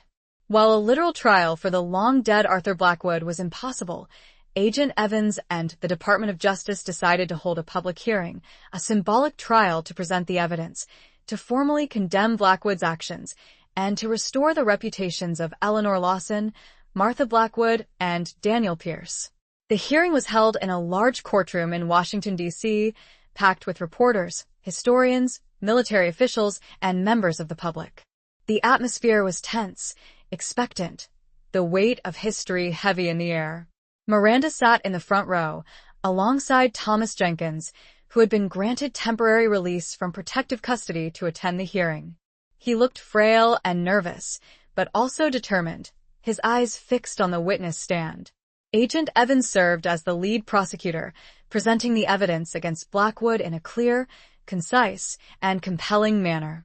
She called witnesses, presented documents, and played recordings, meticulously building a case that left no doubt about Blackwood's guilt. She began with Daniel Pierce's riddle and notebook, detailing Miranda's discovery of the hidden clues and the subsequent investigation. She then presented the evidence found in the library's secret chamber, including Daniel's letter and the coded message in the locket. Next, she focused on Private Thomas Miller's confession, detailing Blackwood's assault on Eleanor Lawson and her subsequent disappearance. She presented the findings from the exhumation of Eleanor's remains, confirming her identity and the cause of death, murder. Finally, she presented the evidence found in the grandfather clock's pendulum, Martha Blackwood's confession, detailing her husband's crimes, his abuse of power, and his ultimate betrayal. She presented the findings from the investigation into Martha's death, confirming that it had been a homicide, not a case of influenza. Throughout the hearing, Miranda listened intently, her heart pounding in her chest. She felt a mixture of emotions, sadness, anger, pride, and a deep sense of satisfaction that the truth was finally being revealed. The most powerful moment of the hearing came when Thomas Jenkins took the witness stand. He spoke slowly, hesitantly, his voice trembling with emotion. He described his father's friendship with Daniel Pierce and Martha Blackwood, his father's loyalty, his father's courage in the face of Blackwood's threats and torture. He described how his father had hidden Martha's confession, how he had protected her secret, even at the cost of his own life. He described how he had carried the burden of that secret for decades, haunted by the knowledge of Blackwood's crimes and his father's sacrifice. I just want justice, Thomas said, his voice breaking. Justice for Eleanor. Justice for Martha. Justice for my father. Justice for everyone who suffered. Because of Arthur Blackwood. His testimony brought tears to the eyes of many in the courtroom, including Miranda. It was a powerful testament to the enduring power of truth, the enduring strength of the human spirit, the enduring need for justice. After several days of testimony and deliberation, the panel of judges, comprised of legal scholars and military historians, delivered their verdict.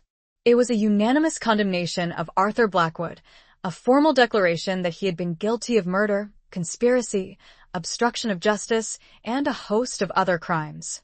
The panel also issued a formal apology to the families of Eleanor Lawson, Martha Blackwood, and Daniel Pierce, acknowledging the injustices they had suffered and praising their courage and resilience. The verdict was met with applause and cheers from the audience. It was a victory for truth, a victory for justice, a victory for the memory of those who had been silenced for far too long. Miranda felt a wave of relief wash over her, a sense of closure, a sense of peace. The long and difficult journey she had embarked on, the journey to unlock the past, had finally reached its end. As she left the courtroom, she was surrounded by reporters, eager for a comment, a reaction to the verdict. She paused, looked at them, and spoke from the heart. "This is not about me," she said, her voice firm and clear. "This is about Eleanor. This is about Martha. This is about Daniel. This is about all the victims of Arthur Blackwood. This is about justice, delayed but not denied. This is about the power of truth, the enduring strength of the human spirit, and the importance of remembering the past so that we can build a better future.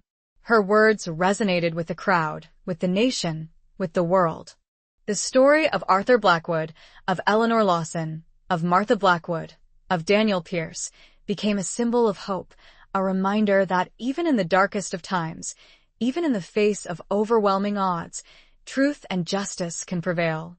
The hearing was over, but its impact would last. Chapter 18. The Unsent Letter, a Farewell Unspoken.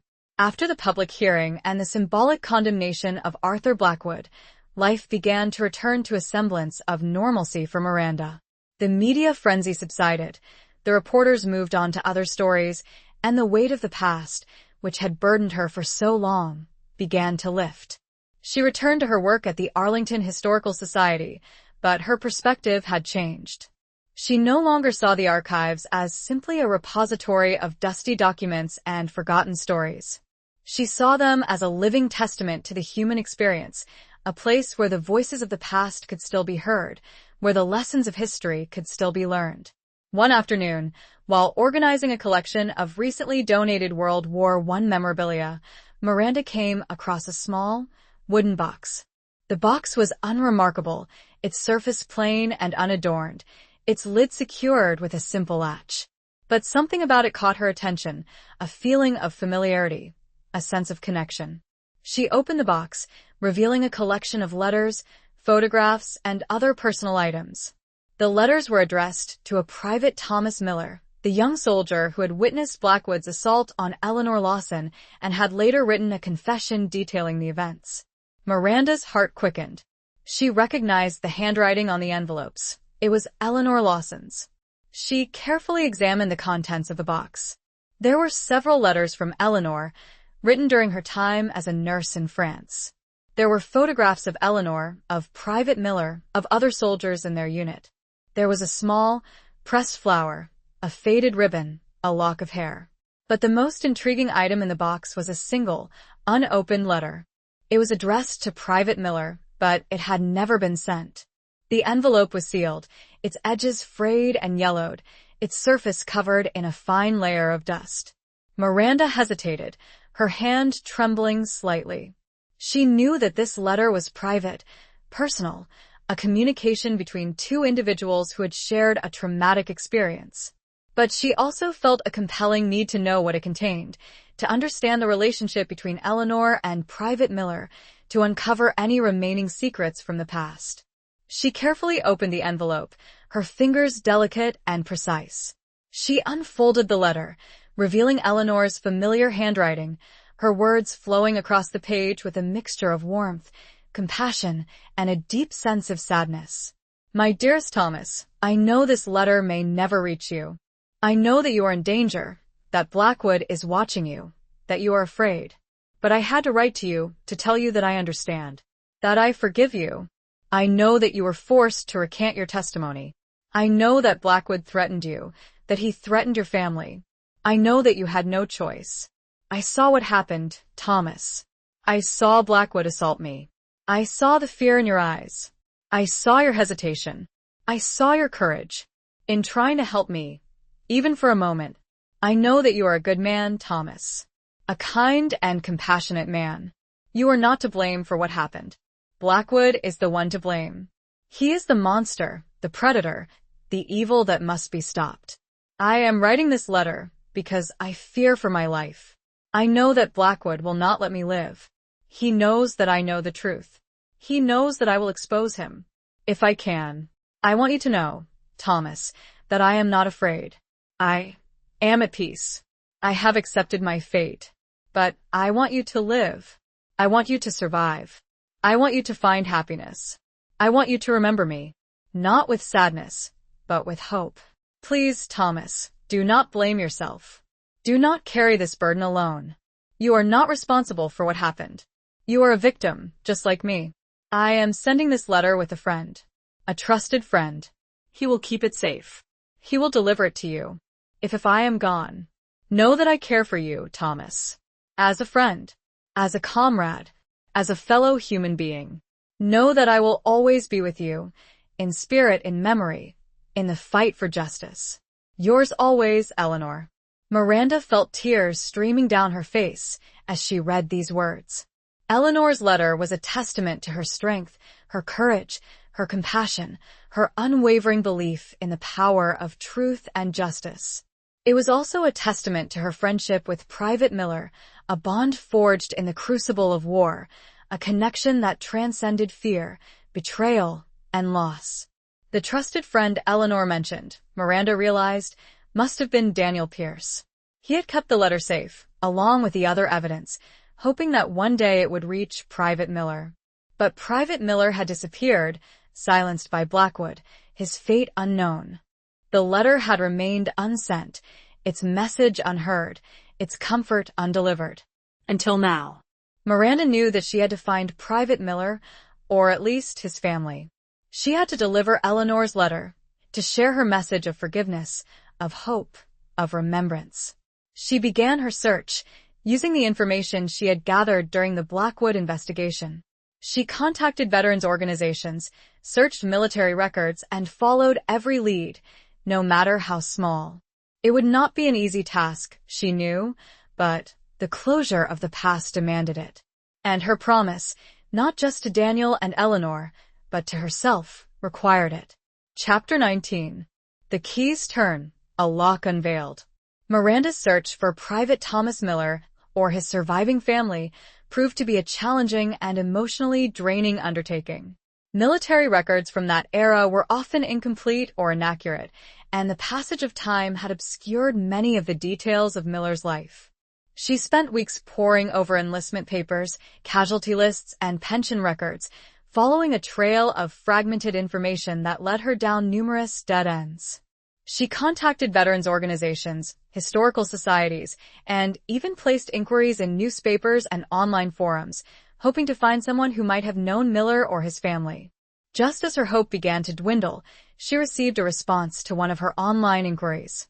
A woman named Sarah Miller, living in a small town in Pennsylvania, contacted Miranda, claiming to be the granddaughter of Thomas Miller. Sarah Miller was in her late 50s, a retired schoolteacher with a kind face and a gentle demeanor. She had grown up hearing stories about her grandfather, a quiet, reserved man who had served in World War I and had returned home, a changed person. He never talked much about the war, Sarah said, her voice filled with a mixture of sadness and curiosity. He would have nightmares. He would wake up screaming. He would mutter things about a woman, about a betrayal, about a secret. Miranda's heart quickened. This was it. This was the connection she had been searching for. She traveled to Pennsylvania to meet with Sarah Miller, bringing with her Eleanor Lawson's unsent letter and the other items she had found in the wooden box. They met in Sarah's home, a cozy, comfortable house filled with family photographs and mementos. Miranda presented Sarah with Eleanor's letter, explaining the circumstances of its discovery and its significance. Sarah read the letter slowly, her eyes filling with tears. She recognized Eleanor's name, vaguely, from her grandfather's stories. He had mentioned her a few times, always with a mixture of sadness and reverence. He loved her, Sarah said, her voice trembling. He never forgot her. He carried this guilt, this burden, all his life. Miranda shared the details of the Blackwood investigation, the discovery of the evidence, the public hearing, the symbolic condemnation of Blackwood's crimes. She explained how Eleanor's letter had helped to bring closure to the story, to provide a final piece of the puzzle. Sarah listened intently, her face a mixture of emotions, grief, anger, relief, and a profound sense of gratitude. "Thank you," she said, her voice choked with emotion. "Thank you for finding this, for telling me this, for bringing my grandfather peace." Even after all these years, Miranda and Sarah spent the rest of the day sharing stories, exchanging memories, piecing together the fragments of Thomas Miller's life. Sarah showed Miranda photographs of her grandfather, letters he had written home from the war, medals he had received for his service.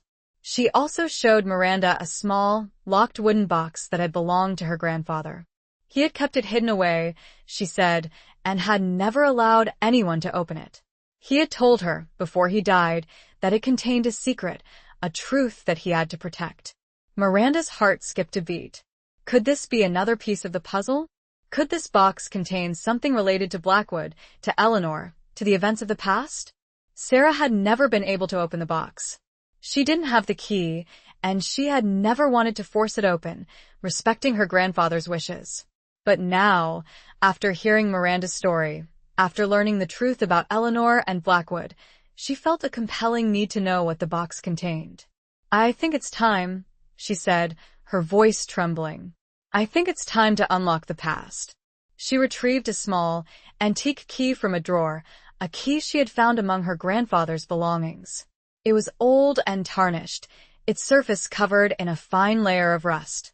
She inserted the key into the lock of the wooden box, her hand shaking slightly. The key turned, the lock clicked open, and Sarah slowly lifted the lid of the box. Inside, nestled on a bed of faded velvet, lay a single object, a small, silver whistle. Miranda and Sarah exchanged a look of puzzlement. A whistle? What did it mean? Sarah picked up the whistle, examining it closely.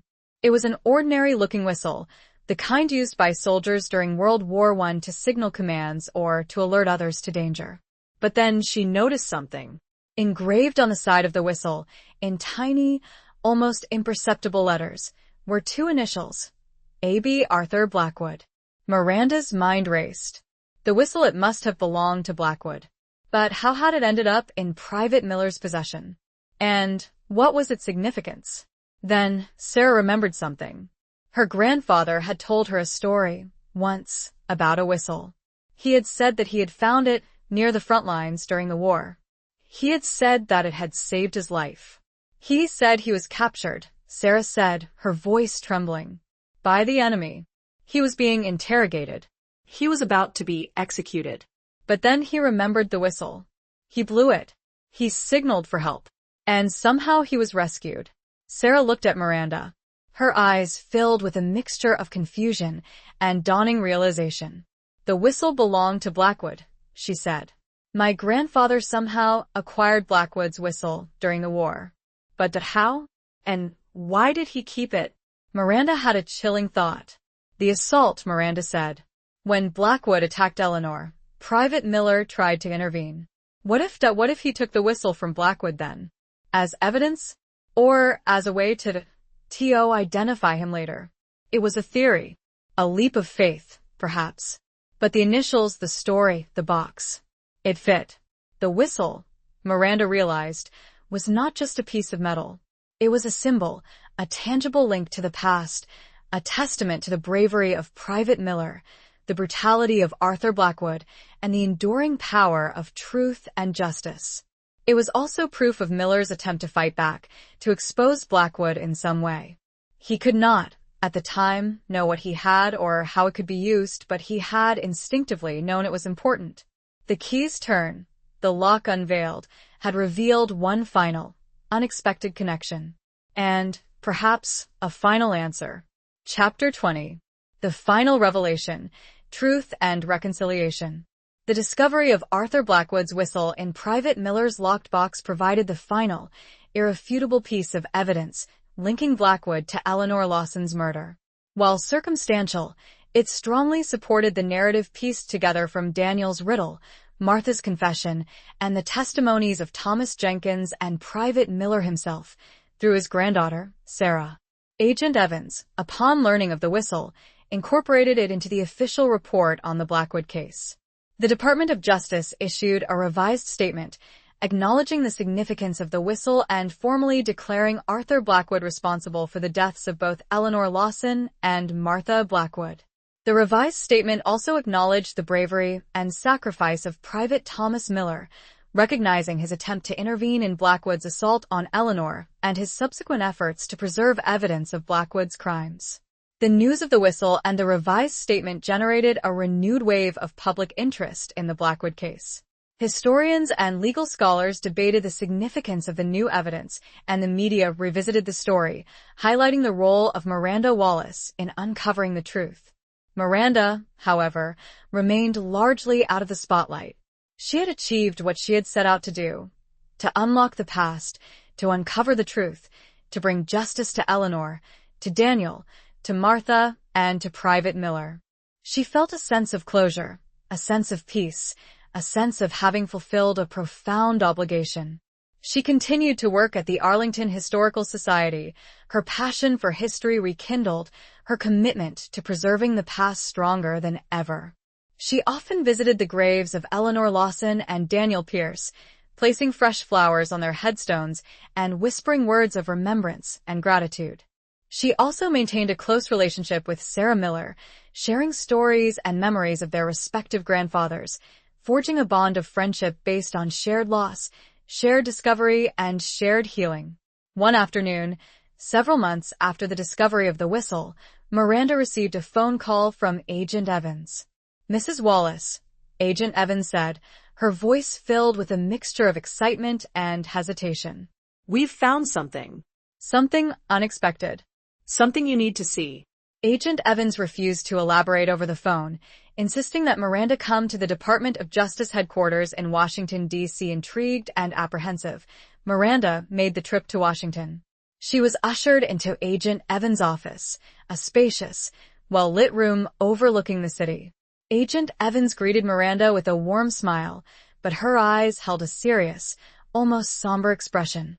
"We've been reviewing Blackwood's military records," Agent Evans said, following up on some loose ends from the investigation. "And we found something. Something hidden. Something that changes everything." She handed Miranda a small, sealed envelope. The envelope was old and yellowed, its edges frayed and brittle. It was addressed, in Arthur Blackwood's handwriting, to Miranda Wallace, Arlington Historical Society. Miranda's heart skipped a beat.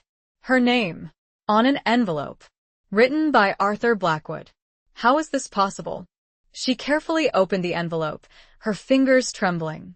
Inside, she found a single, folded sheet of paper. It was a letter, written by Arthur Blackwood, dated just days before his death in 1936. The letter was a confession. A full and complete confession. Blackwood admitted to murdering Eleanor Lawson and Martha Blackwood. He admitted to his other crimes, his corruption, his abuse of power, his ruthless ambition.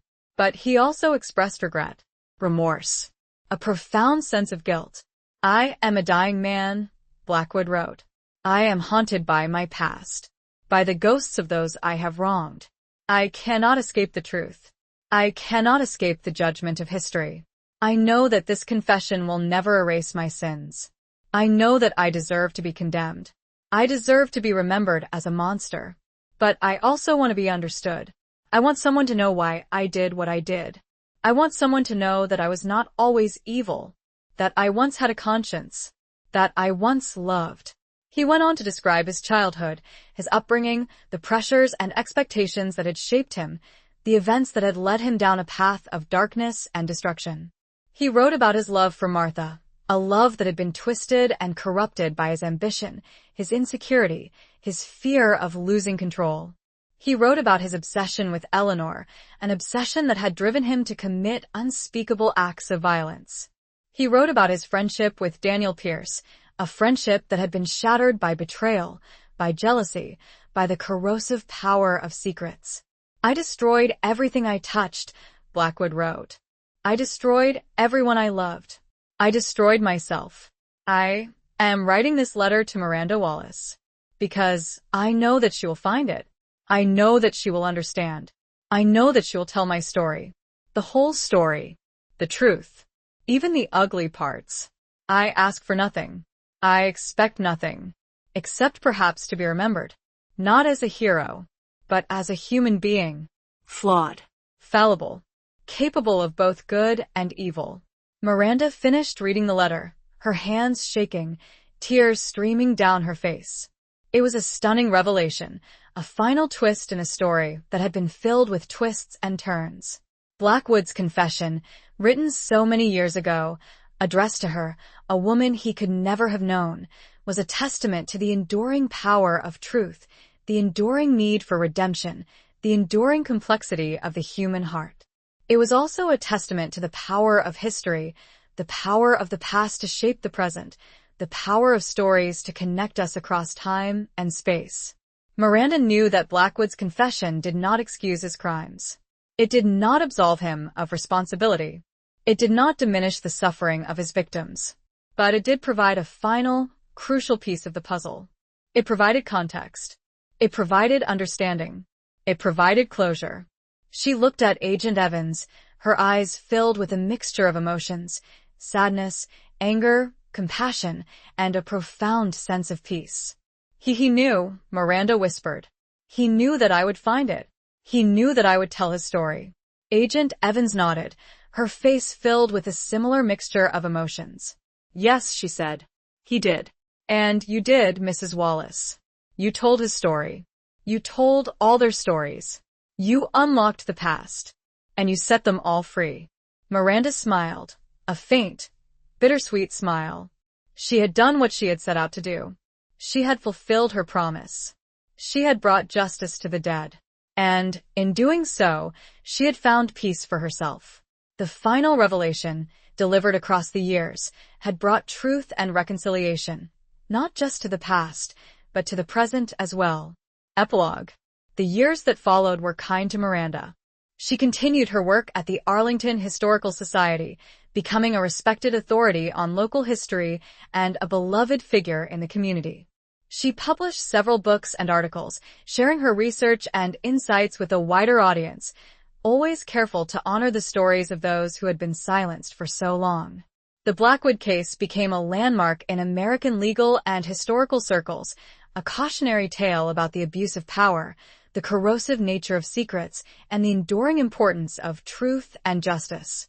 It also became a testament to the power of individual courage, the resilience of the human spirit, and the possibility of redemption, even in the face of overwhelming darkness.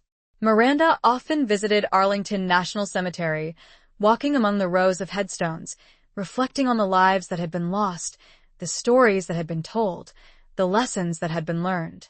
She always made a point of visiting the graves of Eleanor Lawson and Daniel Pierce, placing fresh flowers on their headstones and whispering words of gratitude and remembrance. She also maintained a close friendship with Sarah Miller, sharing stories and memories of their respective grandfathers, celebrating the bond that had been forged between their families through the shared experience of uncovering the past. As she grew older, Miranda began to think about her own legacy, about the stories she would leave behind, about the impact she had had on the world. She realized that her life had been intertwined with the past, that her journey had been shaped by the echoes of those who had come before her. She had unlocked the past, not just for Daniel and Eleanor, not just for Martha and Private Miller, but for herself. She had confronted her own ghosts, her own grief, her own sense of loss, and she had emerged stronger, wiser, more compassionate. She had found peace, not in forgetting the past, but in embracing it, in learning from it, in sharing it with others. She had found purpose, not in seeking fame or fortune, but in serving the truth, in honoring the memory of those who had been silenced, in making the world a little bit better, a little bit more just. One crisp autumn afternoon, as the leaves were turning golden and the air was filled with a scent of wood smoke, Miranda walked through Arlington National Cemetery for what she knew would be the last time. Her steps were slower now, her breath more labored, but her spirit remained undimmed. She stopped at the graves of Eleanor Lawson and Daniel Pierce, their headstones standing side by side, a symbol of their enduring love, their reunited souls. She placed a single, white rose on each grave, her fingers tracing the inscriptions, her heart filled with a mixture of sadness and gratitude. "Thank you," she whispered, her voice barely audible. "Thank you for sharing your story. Thank you for teaching me. Thank you for showing me the way." She closed her eyes, feeling the warmth of the sun on her face, the gentle breeze rustling the leaves of the oak tree that stood nearby. She listened to the sounds of the cemetery, the distant murmur of traffic, the rustling of leaves, the chirping of birds, the whispers of the past.